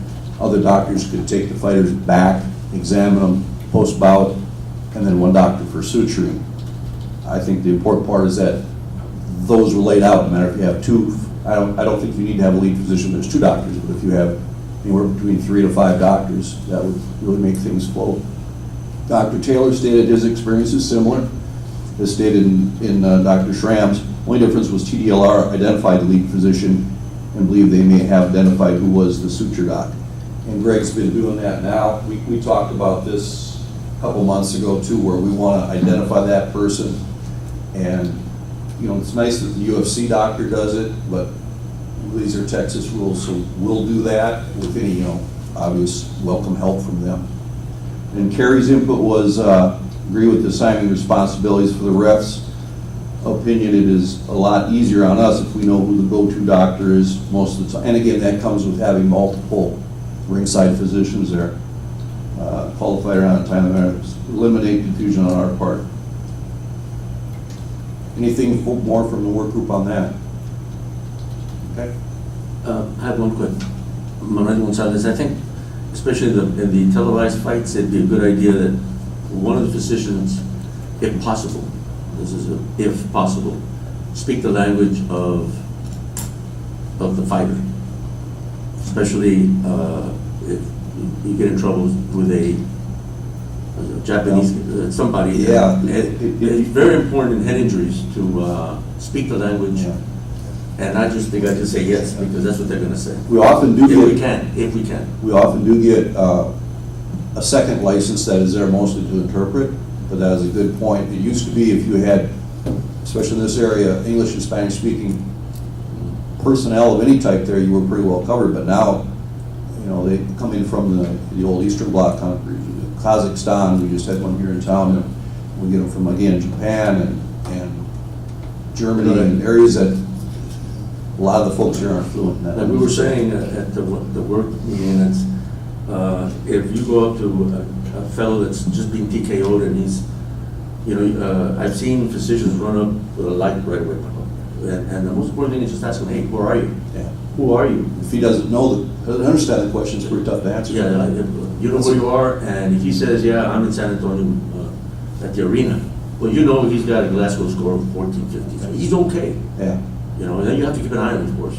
But shining an eye, like I said before, I mean, space odysseys and stuff like that, it's great. But I think if you have to be able to communicate with that guy, because, fighters want to fight forever. Yes. I'm not knocked out and they're lying on their back. You've seen that. Rand Taylor, I think the lead physician is, the way I view it, is more of a coordinator. So that way, as we, like the mega fights, we have a physician to walk back with the fighter, and the fight continues with the next bout. But if something does occur in the back when they're examining the fighter, then they can notify the lead physician, and then the lead physician notifies TDRL. I mean, and I think that the parts about having someone who speaks the language can come from the mega fights. Again, they usually have someone that speaks English, but that can communicate again with the doctor, then communicate with the lead physician. I think it's just basically supervising to make sure everybody's in place, and if any of the other doctors need anything, they make sure that doctor gets what they need. So it's one of those things where he's the primary communicator between the TDRL and the physicians, so that way they go directly. And same thing with the refs, they know exactly one person to go to, so that way they're just a central guy to just point out where things need to be done. And it just makes sense, because everybody knows, and then even for the media perspective, TDRL and that lead physician can communicate in order to communicate with the media regarding those issues. Okay. Thank you, gentlemen. Next area is input regarding on-site suturing. Non-trans input said, I believe most carriers provide some coverage from combative sports events as long as any treatment provided is within the scope of practice. Coverage will vary with the carrier. And they were referring back to Charles Johnson, say a general consent for medical treatment is signed by all contestants during bout registration. Can this form be produced for review? Dr. Taylor's note was agree that most practice will cover suturing as within scope of practice. However, not all ringside physicians feel comfortable suturing. How can we state this? Is suturing a ringside physician requirements? It's not, that I know of, Greg. It's not. We go back to the responsibilities is to treat an injury, but I don't think it doesn't specifically call out suturing. So it's not a requirement. Where it comes in is what Chris and Carrie all were talking about, keeping the costs down for promoters. If there's insurance and you send the guy to the hospital with an orbital or a brow lacerations, how this happened? Oh, I took a blow to the head. Oh, we'll probably need an MRI, and we need to check if all of a sudden that bill starts climbing. And if you feel, and a lot of doctors do feel comfortable suturing on site, if it's not a lid or something deep in the scalp, they'll do it. But it's your right not to do it right now and to send them in. Yeah, that's Randolph Taylor. That was my point. I just don't want to put physicians in a situation where the rules state that doctor will suture that athlete. It's one of those things where the option is there if the physician feels comfortable suturing, and they can suture if it's agreed upon by all parties. Because there may be situations where the promoter and the athlete thinks this can be sutured in the back, whereas the doctor's like, no, that needs to be seen at a high level of care. I just don't want to put the physician in a situation where it's stated somewhere where it's required. And then again, with the malpractice piece, is it worth the risk of suturing someone if we're not covered malpractice-wise by the promoter or the state? Is it worth it? That was my question. Okay. And Charles, I think it was kind of a piggyback thing going back to when we were trying to establish if we wanted to have a price establish, it's gonna be $300 for the event, $150 per person, or what that price was, and I think you brought up the fact, should they be suturing at all? Well, and actually, I think after that discussion, I went back and actually reviewed the application and the documents that these contestants signed. And there's nothing in those documents which compel or force the contestant to be sutured by anybody. Right. And I think that we'd be ill-advised to practice medicine by rule. And so the discretion should always be, I think, with the physician, one way or the other. And the patient. And the patient, I mean. So Yeah, correct. The point being is that that's a discretionary type decision for both parties, and a rule that kind of mandates would be unworkable, and put people in positions that they may not feel comfortable being in. I have, Manuel Gonzalez, just a little thing to say here is that I've worked with a lot of physicians, and I've gotten phone calls from physicians to ask me about the suturing situation. And of course, we know our salaries when we go. But we as physicians, and this is one of the physicians that called me 2 weeks ago that knew that we had these meetings, and one was, I don't like to charge chase promoters to ask them how much if they're gonna pay me. The kit, just the kit that we use is $300-400, some depending on what you got in there. And I as a physician don't like to be bartering and or haggling over a promoter and or chasing him after the fight. So we had brought this up before, that a lot of the physicians are very reluctant to suture because, first of all, they don't want to be chasing people and haggling with, well, you three, no, you're. I had one guy that the promoter told him, hey, you're already getting paid. I mean, that's ridiculous. And that's one thing. Another thing I'd like to say is that I was watching ESPN about 2 years ago, a year ago, and one of the prize fighters that's very famous fought Mayweather. He had a cut in his eyebrow. I don't know where it happened. I don't know the physician. It wasn't in Texas, and he mentioned that he had lost. He had to cancel the fight because the doctor sutured him wrong, said it on television. And that he had to now go with a specialist to fix his eyebrow. So we as physicians have to be careful about this too. Because he could easily turn around and say, hey, you ruined my practice.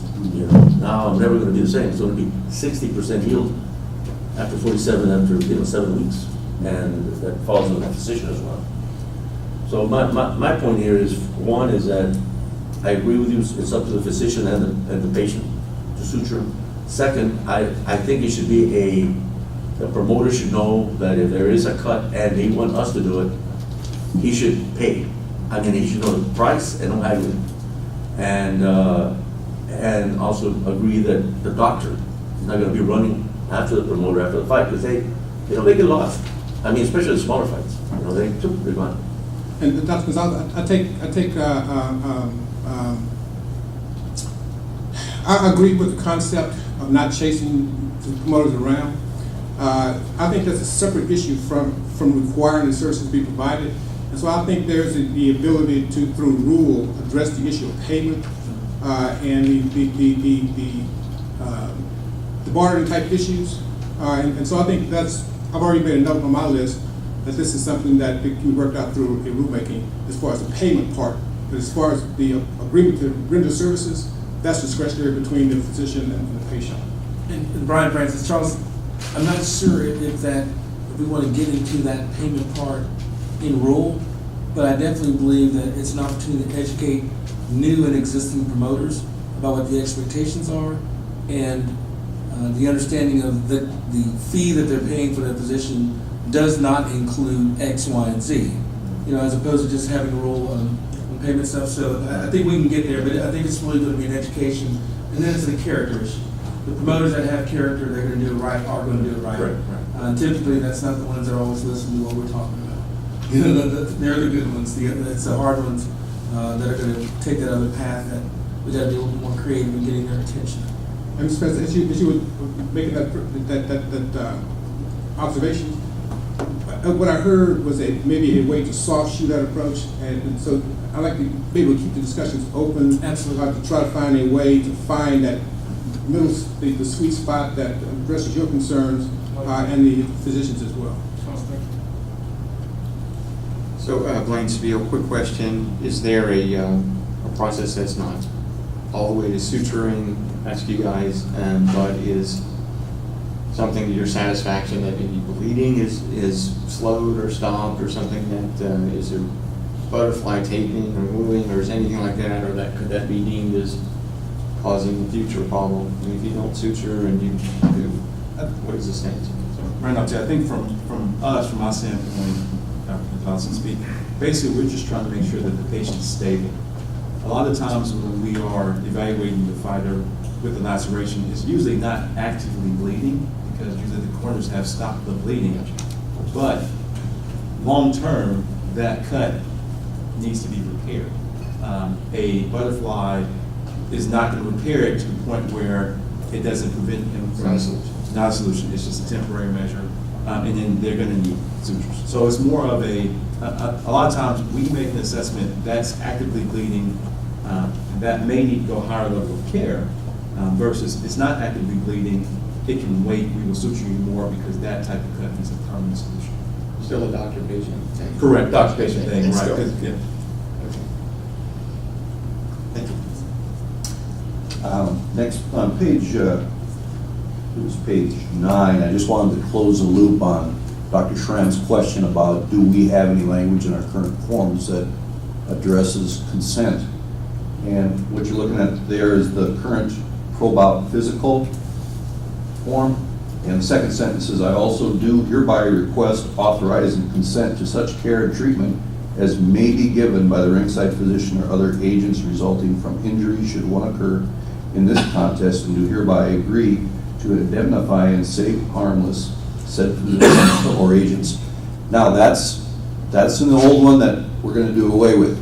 The next page is the new history report that does not include that language. I think it needs to be included.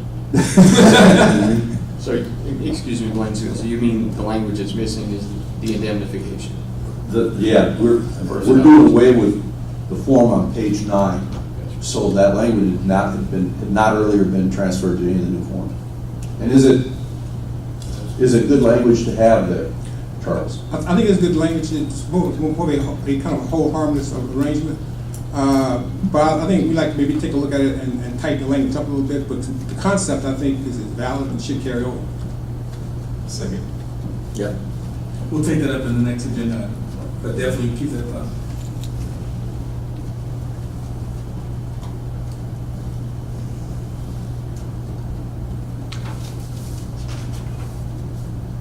Okay, the next item that we had talked about was input regarding a training session. There had been a training session at one time where some doctors were brought in, and I'll just go through what was given by Dr. Taylor. I do think having an annual or semi-annual meeting for physicians or those interested physicians should be a requirement. The continued medical education can help with our argument in the near future of having the state provide the medical malpractice physicians at ringside.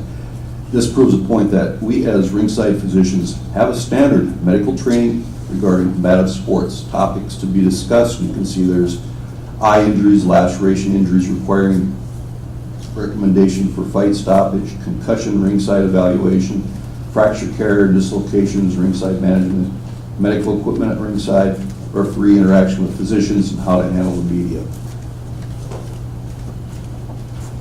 What's your feelings on that?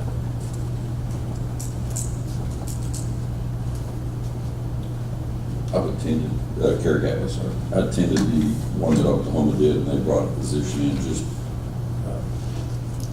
Larry Lovelace.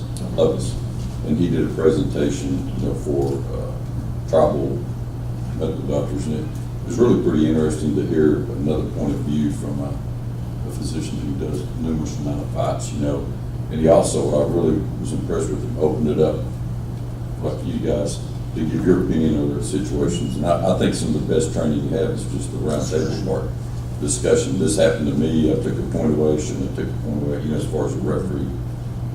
So I thought it was very good, because I saw the interactions during the roundtable, this was, how would you handle it? And it was really good, just more of a brainstorming, just to kind of a continued education of somebody's opinion. And I think it's good. They're doing that in October. You know, they're having that training in Oklahoma. So you'd be in favor of expanding it to include officials as well as positions? Absolutely. I sit in on it because I wanted to know what the medical profession thinks. You know, what are you looking at? What, you know, when does it help me stop the fight and say, hey, please come take a look at this? Or at least assess the cut or assess the injury, so. Okay. Yeah, I worked with Dr. Lovelace, who's Randolph Taylor, and attended several of the ringside physician conferences, and they have it's kind of already laid out. It's more of one of those things that we just need to present it. And it's also good to get us all in the same room, same concept, you know, reps and physicians, to kind of see what we're doing, and it also allows Texas ringside physicians to kind of have a standard. I think having that standard of medical care, specifically for ringside sports, just makes us stronger as a presentation. You know, our doctors, they all practice similarly when it comes to ringside medicine. I think that makes it very helpful going forward to future events and things like that. Okay. Any more to put on that? Thank you, gentlemen. Next was regarding rules, current rules, and any changes or adaptations we would do in the future. Dr. Schramsey put it, he said, I noticed the unified rules do not include heel strike to the kidney as a foul, but the TDLR rules do. I'm assuming the situation is one where an MMA contestant is face down and the opponent attempts heel strike to the kidney area.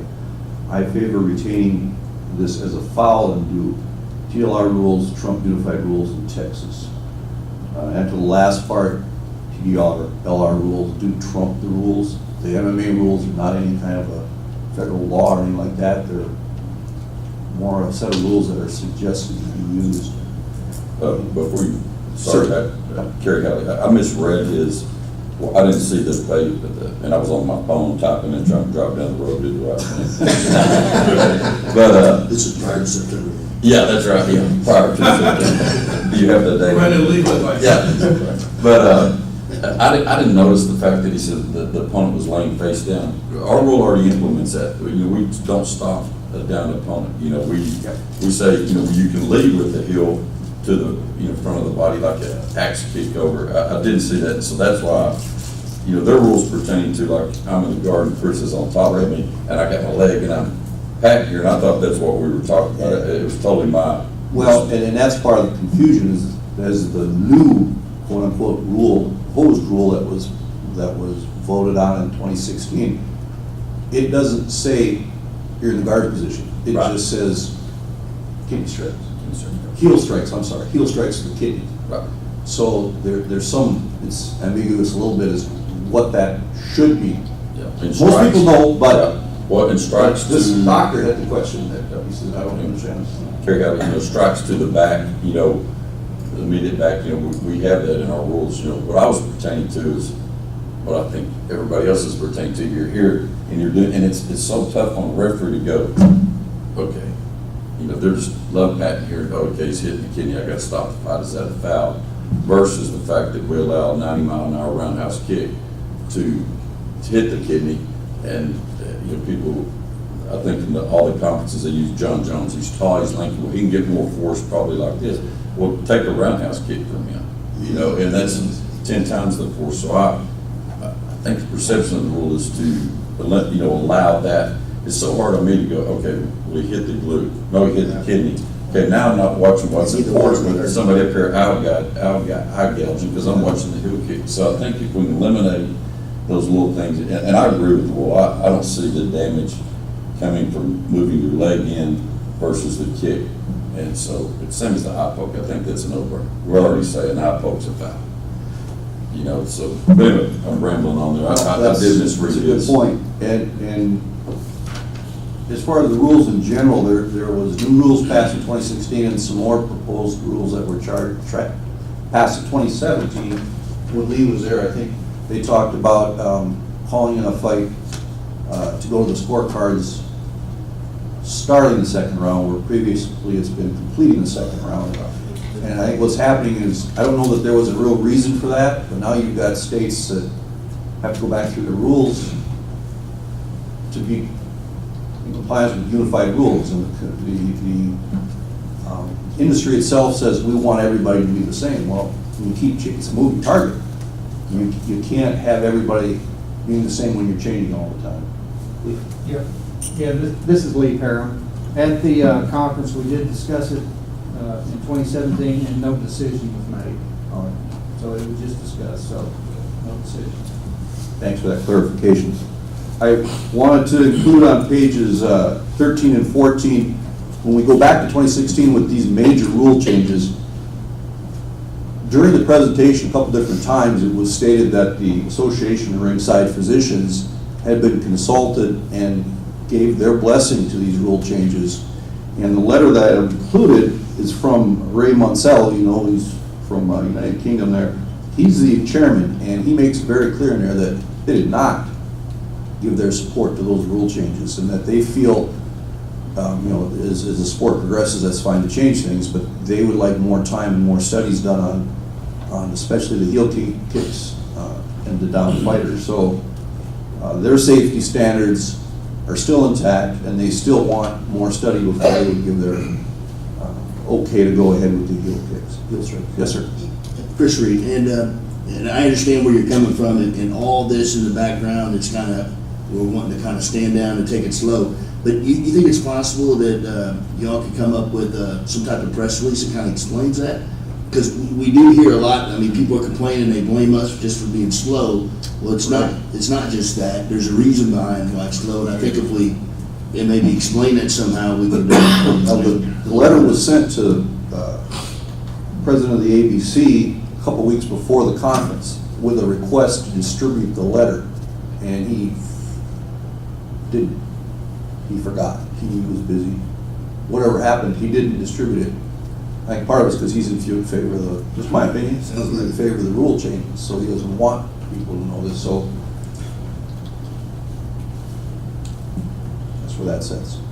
I agree with you, Chris. When we see press releases or coverage of an event, especially a high-profile one, they say, "Well, Texas hasn't done it yet." It's like they haven't got around to doing it. Well, we don't necessarily like we want to. That's going to be up to you all. But you don't have to go through it in detail. But what I've done on the next several pages is compare. I've actually got the unified MMA fouls, which were voted on in 2017, prior to the information coming out that it was not approved by the ARP. Not to be confused with the AARP, which I am a member of, probably.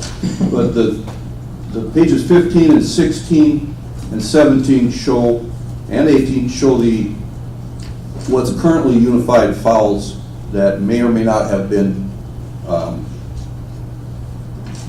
put in place by all states. We know they haven't. Probably about half the states haven't done it. On the left side where it says TDLR, I've put the number of our rule that corresponds to that, or our foul, I should say. And then there's a few of them on page 19 and 20 that are unique to us. Number 15, you can say the use of any foreign substance on any contestant's hair, body, or equipment. We have that in our rules. It's not a foul in the unified rules. Grabbing of the clavicle is one that they had changed. We still have that. That one we're in love with. You know, doctors, have you ever seen a fight really affected by a clavicle being grabbed and twisted? I know that there's some special things going on inside that area, but it's a problem. Throwing in the towel during the competition, you know, I think it was considered a foul because it is in boxing.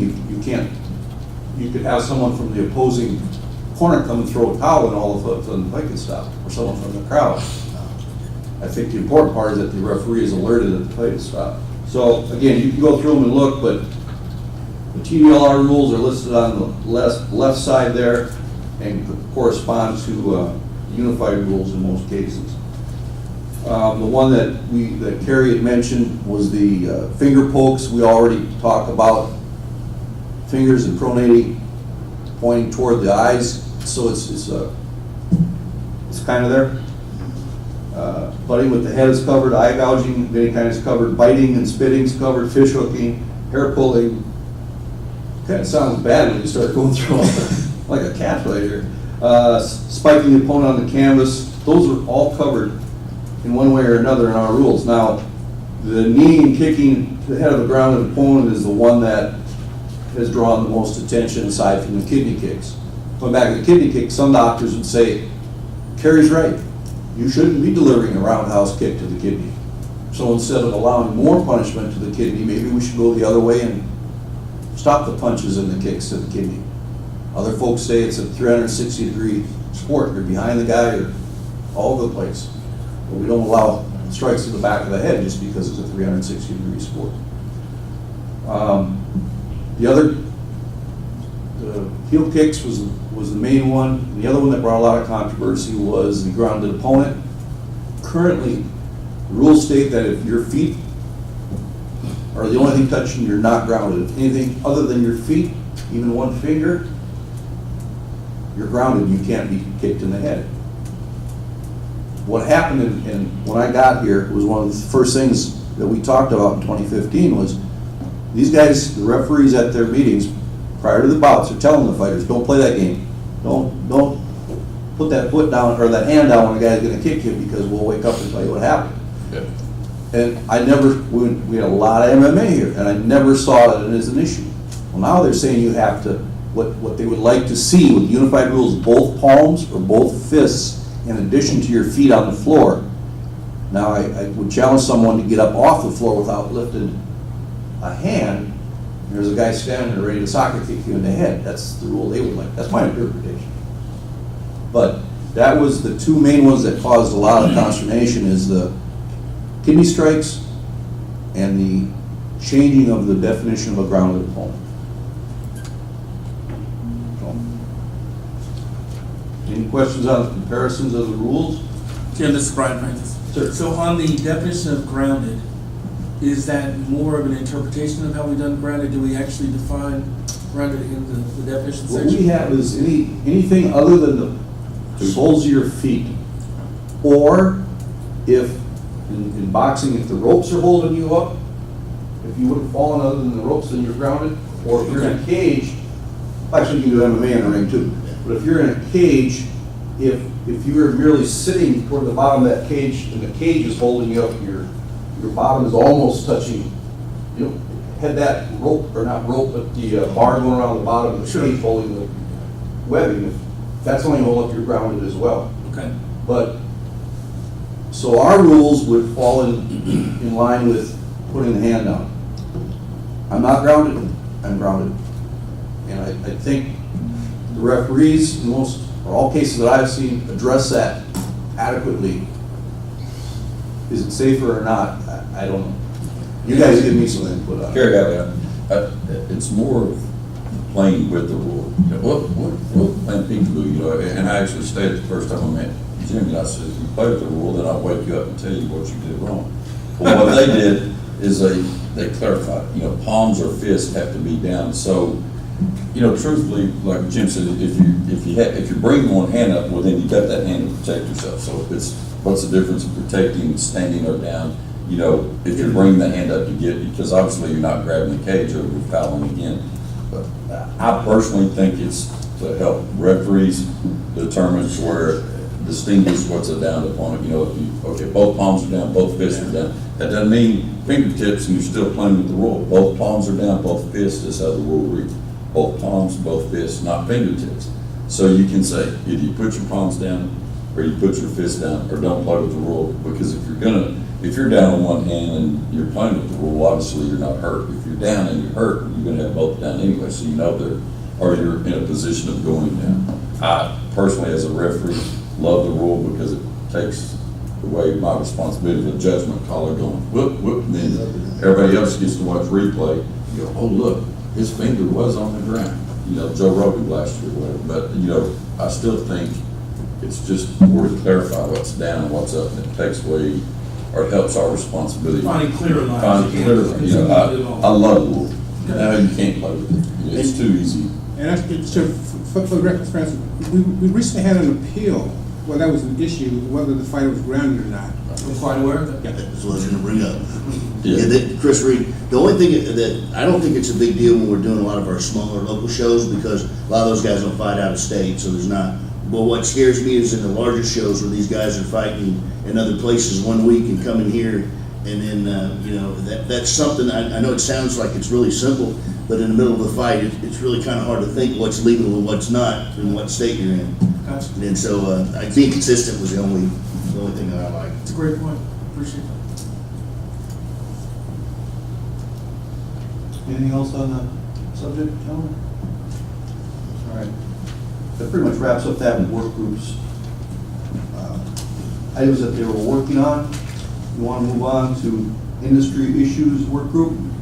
Those members are Dr. Lee, Dr. Taylor, Blaine, DeVille, Chris Reed. And the one that we touched on there is malpractice. The malpractice, I had not included in the notes because that's my fault. I forgot about it and put it in there. Dr. Taylor had actually sent something where he works a lot with USA Amateur Boxing, the national governing body for Olympic boxing, Olympic style boxing. And can you tell us how they cover your malpractice?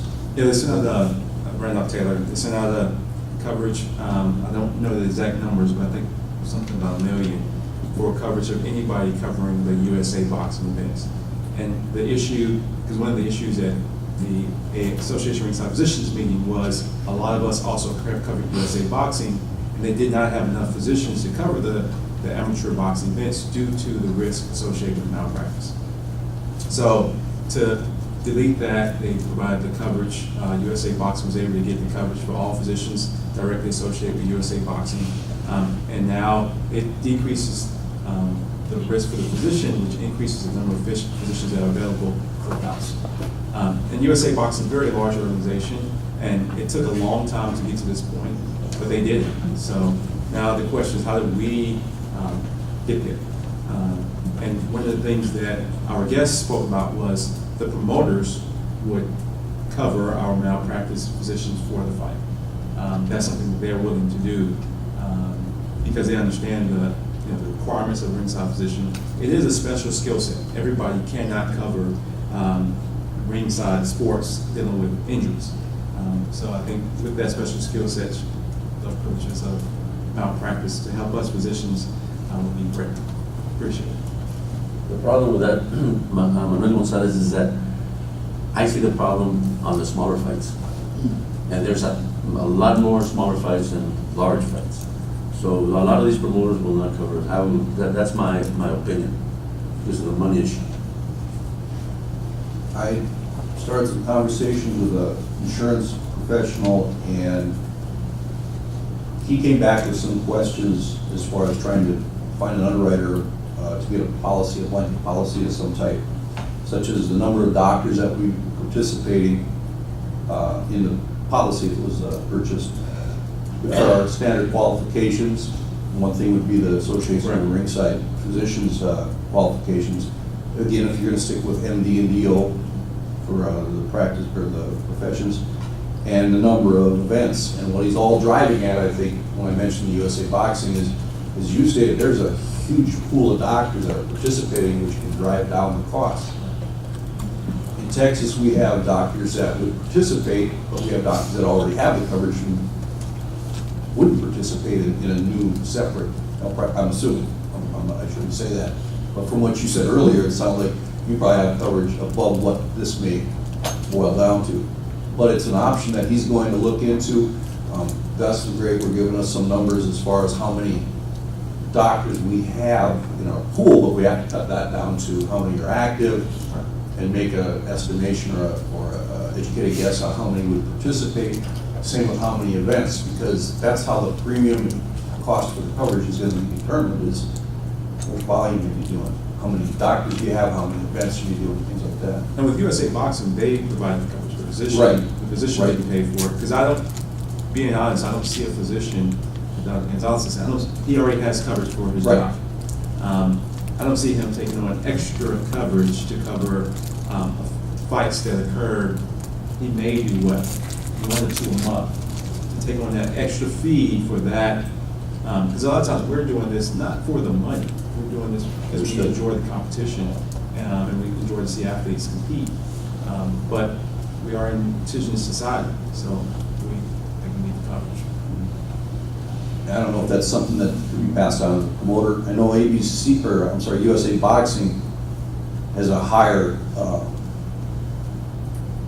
rate for their athletes to register, and I think that must be how they generate some of the money. Somebody's got to pay for that. Somebody's got to pay for it, right, exactly. So getting the program set up would be one option, then finding who's going to pay for it. Another thing too, I think we talked about this before, was the indemnification, which is stated on the last page of the health science form, where the physician is indemnified, and fighters are aware of that. Again, states like Nevada, Florida, New Jersey, New York, they all have indemnification for their doctors. So I think we have two options. It's just a matter of trying to approach both options and seeing which one is the best for us in Texas. But I think it needs to get done, because otherwise we're going to lose. Physicians are just not going to want to cover fights, and that's kind of what happened in New York. There was one negative outcome, and physicians stopped covering bouts. And they did find an underwriter for that $1 million policy, but now that they've had a court case where a $22 million settlement was reached, I'm going to guess what that premium is going to do. Because they do that on a yearly or semi-annual basis anyway. They'll look at the number of occurrences. That's why the MMA insurance for medical is double boxing, because there's more claims. Insurance companies aren't in business to get claims. All right, good conversation. I thank you for your information on USA Boxing. Any other feelings on that, Dr. Taylor, or Dr. Taylor, Dr. Gonzalez? It's going to be very difficult to identify ourselves.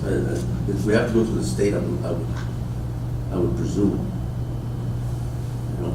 Charles, would a statement similar to what we looked at on that other form? Actually, I have a note here to look at the whole harmless agreements and to see how the courts look upon those in the context of medical malpractice.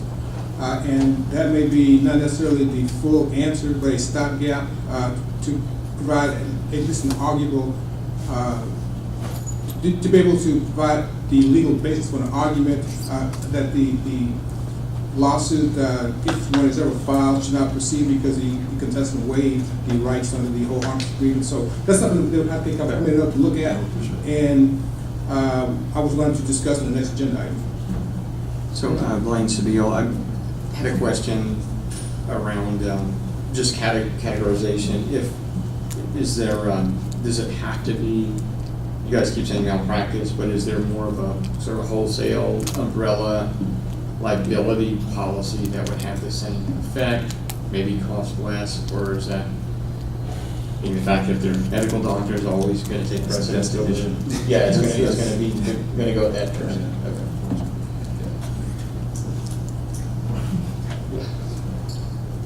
Unfortunately, you know, no disrespect to lawyers, but they'll go after the deep pocket, you know, and they'll find it. You know, even if we identify all of us, they'll still find a loophole and they'll come after you. And that's why, Dr. Gonzalez, my concern was to look at how the courts interpret these agreements and to try to understanding that deep pocket is always going to be the primary source of litigation, but to be able to provide at least an argument, a legally sufficient argument that the whole harmless agreement should be honored, and that's kind of where we are. Okay. The Health and Safety Work Group, consisting of Dr. Lee, Dr. Gonzalez, Mike Pata, Mike Maynard. The one that kept coming up again there was the dehydration/rehydration. Lee had mentioned that California has a 10-point program, and there are some things in there that we may be able to do fairly quickly and some not. When they talk about, gentleman here, was Lee talking about the checks, periodic checks on the weight. The WBC does that now for their championship fights. They'll go 30 days out, and they'll say you have to be within, here's what your fighting weight is, you gotta be down here 30 days out, here 7 days out, and then you can fight. One of the issues that we have in boxing and MMA that's unique to a lot of the college sports or higher profile fights is we might get to the week of the fight, we don't know for sure who all's on the card. Yeah. Kid gets hurt, he drops out, they find a replacement. Someone says, well, we want to add a fight. One of the solutions that some of the states are looking at doing, I think Pennsylvania may do it right now, is they have a rule that says when you step on that scale the day before, here's how much you can gain tomorrow, or you're not, if you gain more than that, you're not fighting. Now, the IBF does that for title fights, but they have 10 pounds straight across, which doesn't make sense. If I'm a 112 pounder, that's a nice cushion. If I'm a 160 pounder, that's one good meal. So I think a better solution would be a graduated percentage. You can gain X amount of percent and have a second day weigh-in. That's what some states are doing. I'm going to Oklahoma, and I'm going to talk with Andy to get a little better understanding of that, and maybe boil some of it down to bring back to you all too. There's been talk about weight certificates like you have in wrestling. You go there at the beginning of the season, the doctor says, well, you're growing, you're 17, we're going to give you this much, here's how much you can lose, or whatever. But again, it gets to the access of the athlete. It becomes a problem for us because we're on an international basis too. We may bring a fighter. We want to, again, as you're all saying, we want to be a commission that fosters activity. And if you're bringing in a title fight that would normally happen overseas with 2 foreign fighters, and they come over here and they say, I don't understand all this weight requirement thing, but I think something has to be done. We have to try to implement something because it's right up there with PEDs is one of the major problems with battle sports. Colonel Taylor, can we start the process of collecting data, meaning just doing a pre-fight weigh-in and then day of fight, let's just start weighing the fighters. So if we start the process of weighing the fighters when they arrive, day of fight, it starts the thinking of the fighter saying, oh wow, they're starting to weigh me pre-fight and they're going to weigh me post-fight. So now it makes the fighters more aware that, you know what, they're starting to at least look at this. I may not want to lose as much weight. And then you collect that data to see what the average percentage loss is, and then we can formulate something where we say, based on these numbers, fighters are losing this much weight in this much time frame, then we can form our own. But at least starting the process of we are collecting that information now makes fighters aware that, oh, I need to pay attention to my weight cutting. Dr. Taylor, this is Lee Parham. That's a good first step because, like Jim mentioned, there are some of these points, not all 10, but some of these points that we can work with. California's is laid out there. One being the weight checks, 30-day and 10-day checks for advertised high-level title fights. Now, they would do a 30-day out, a 10-day out, and then the day before. So, I mean, the concept is there, and, we can start gathering data. Also, another one of the points that I had mentioned earlier was the additional weight classes that we voted on, the 165, 175, 195, and 225. Another recommendation, I'm not advocating this, but another recommendation was to look at battle agreements. The purses, the show, and the win. And also, as y'all know, if somebody doesn't make weight, they take part of the purse, and what we could do is see what the difference is between how much they're over, is what I'm trying to say. Because after a couple of times, we have a problem. They need to move up or whatever and stop fighting at that particular level. Well, actually, I'd like to tap down expectations on the data collection, in that if you take that approach, it would be voluntary because nothing in the rules require that they participate in this process. So you're gonna have limited abilities to collect data if a contestant decides not to do this. Well, and I think it's more of, someone's like saying, you know, there's a red light flashing up there. I'm automatically gonna slow down. It may not be a cop car, but because I see the light flashing, I'm gonna slow down.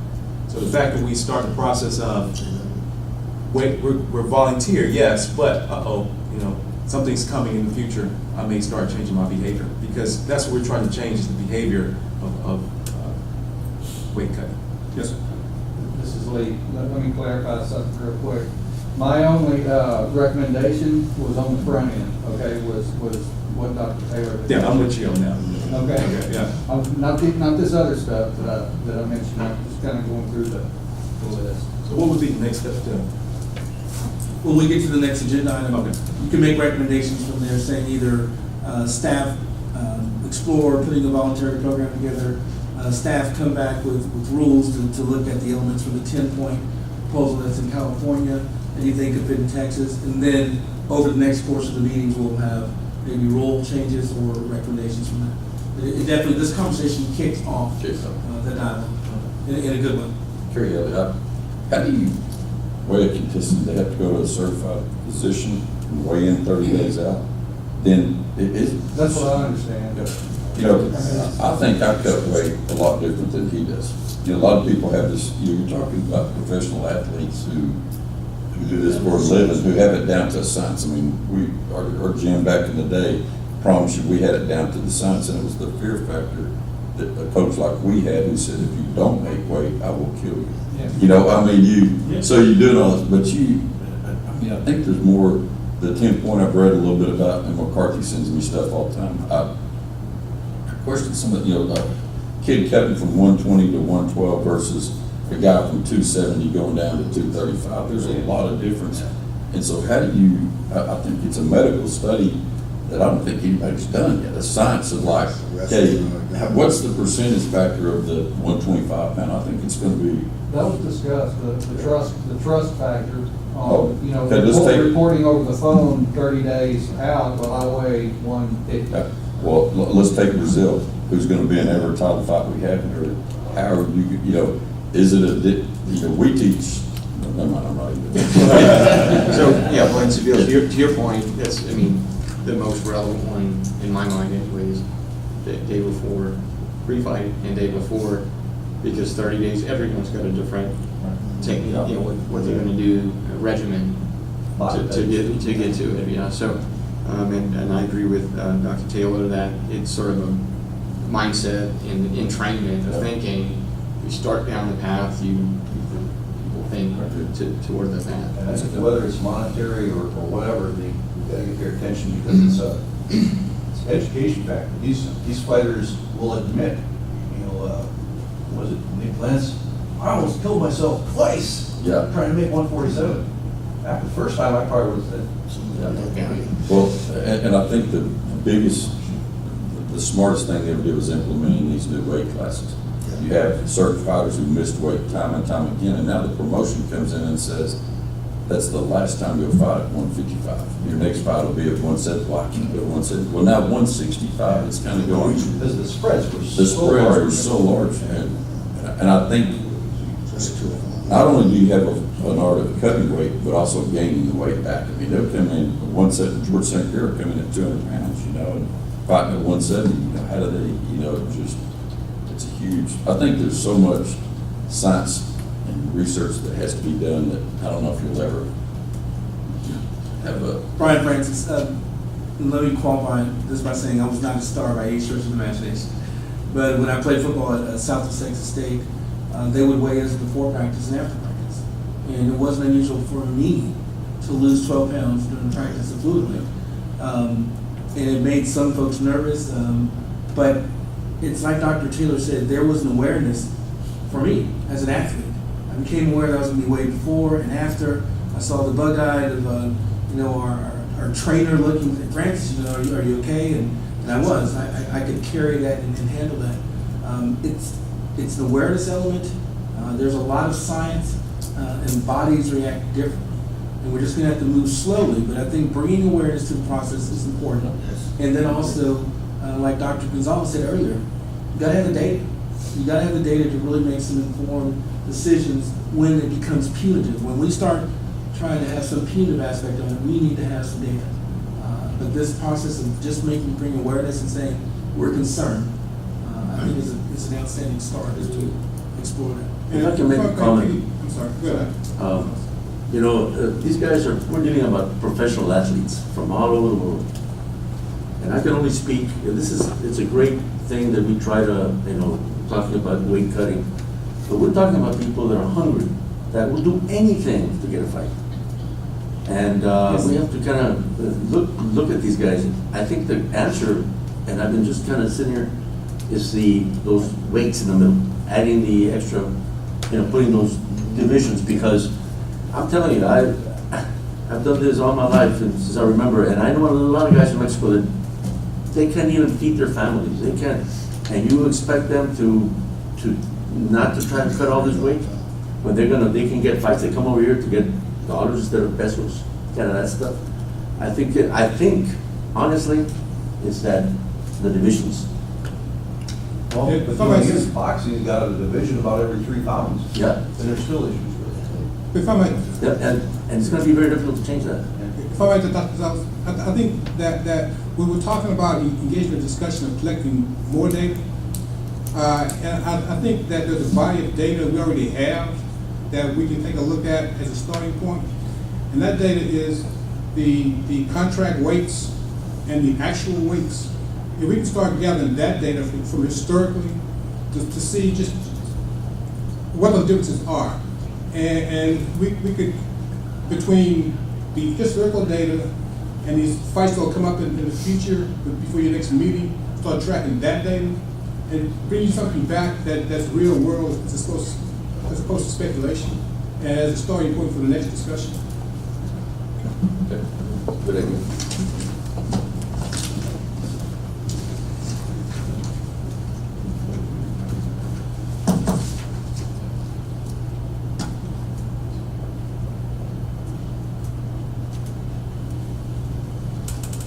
Jim, was that a wrap, or you had more? I was just gonna add that what Charles brought up, made me think of, California had done a study similar to this, and we can try to get some archive stuff. Thought it was mostly boxing. Now you have the other elements, but they went as far as to say the guy that put on more weight, did he win or did he lose? That's a good point. Did he win by knockout? Did he lose by knockout? Things like that. So I'll do see if we can pull something up in California. But again, we want to start our own because it wasn't as widespread because they haven't had it. That was it for me. Thank you. Thank you, Jim. So, as Brian and Charles stated, I think we're going to move on to agenda item H, discussion of possible recommendation of proposed rules based on work group recommendations. I think we've actually touched on some of those. Yeah, I think we've got good guidance from that. Any other guidance that we need here? Or? For I'll turn it over to you, Charles. the record, Mr. Chairman, in my notes, I've divided things into 2 categories. One, rulemaking, and in the discussion about the lead position, I think that there's enough in this discussion. Let's go back and to craft something to bring to you, and without being committal, whether we do it through rule or procedure. The staff, I guess, will engage in these internal discussions. If you allow us to exercise discretion, bring you back out a rule or a set of instructions that become a process or procedure related to the lead position. The issue of whether the physician or referee speak the language of the contestant, we'll look at that as well. Yeah, and it's going to be a best practice. Yeah. The issue with regard to the payment issue, and I say payment of physicians generically because Ms. Francis had some ideas about maybe not going quite that far. Give us the leeway to bring you back something that may be middle ground. The issue of the whole arms agreement, we'll look at that as well. And I think that's more of a form issue than a rulemaking process. So we'll have a discussion and bring you back either language for the phone. There was the issue of data collection. I think we had the last discussion about the weight cutting and so forth. We can bring you back an accounting of historical data and the data that we collect moving forward between now and your next meeting, and bring you back a packet so that you can take a look at the real world stuff and make projections and process off of that. And so that's what I have on my list. Unless I missed something, we can have that discussion as well. Where does it lie about just the pre-weigh and post-weigh? How's that become an actionable item? I think the data on that, on these pre-post. Yes, we got all that. Do we wait after we do that? No, we do not wait.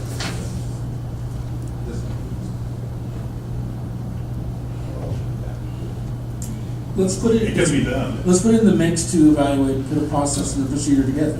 Before that shows. Because we obviously have it on the front end, and we just need to figure out what the logistics are on the back end. And then also figure out how we ensure that it's voluntary, but that there's the awareness of it. So we can put a process together, and we'll present that to the different work groups that are working on the dehydration piece. And the list of things that I kind of went through, I think that we need to have some internal discussions on the executive level to make sure that we're synced up, and then bring you back that packet.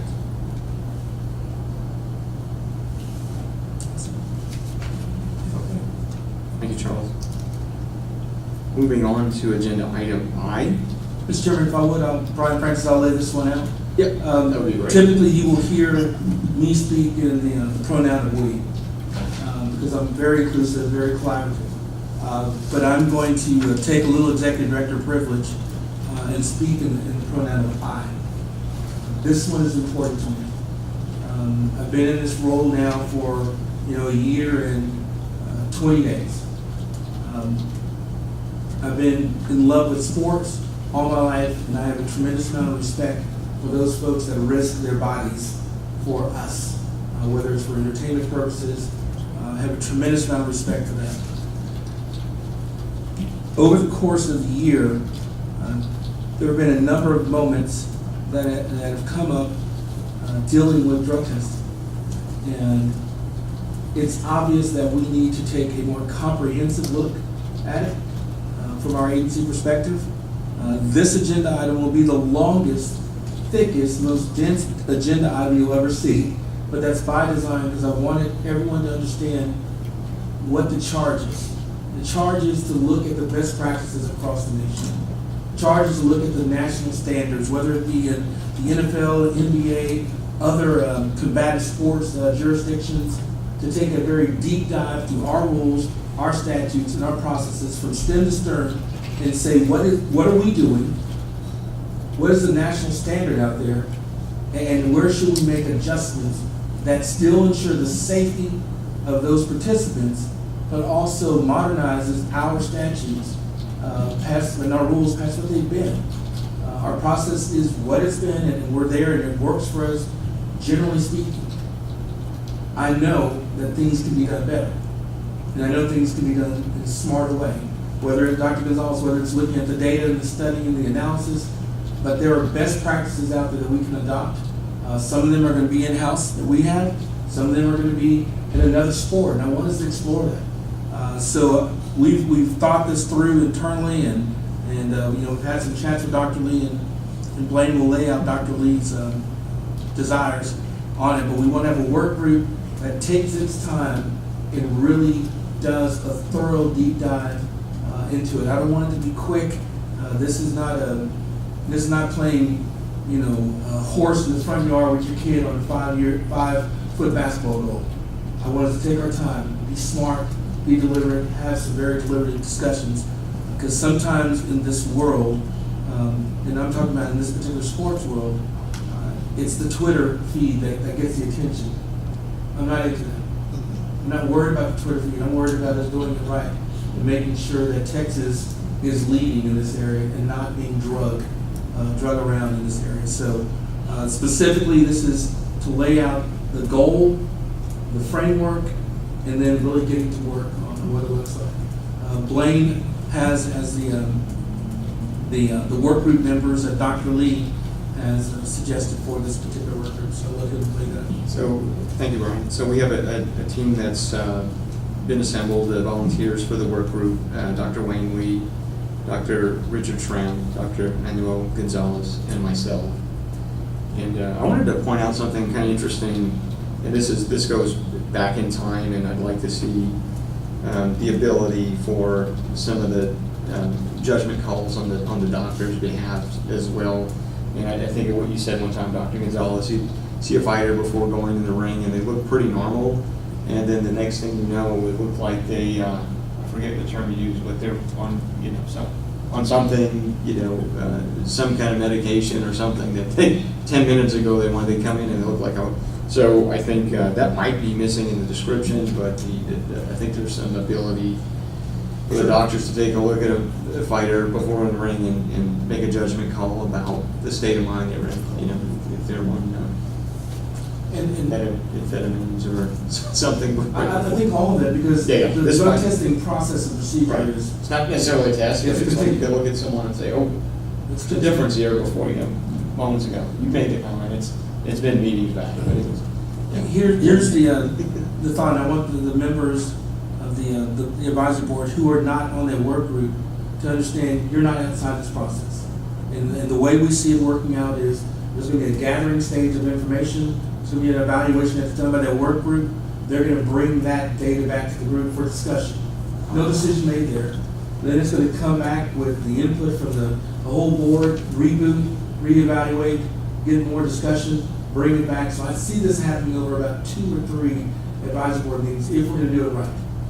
This is not a quick to judgment thing. I want to make sure that as the process is evolving and we're moving through, the staff is doing their great job that they're going to do on this, and we're having those discussion points and having as transparent a conversation on this issue that I think any group has ever had. And I think that's going to be important for us. Thank you. So to Brian's point, I think TDLR, with the numerous agencies they have, the state looks toward them as a leader because they actually have been. I think we can do the same for this particular piece. Should we have any further discussion on this? Were there questions? I think we're good. Okay. So move on to item J, recommendations for agenda, items for next meeting. Sure. I'll let Charles. I would recommend, without repeating them, that each of the items that I discussed earlier in terms of what the staff will be doing in the interim, those will be brought back to the next meeting as agenda items. Okay, great. Yeah, so lead physician, best practices. Yes. Okay.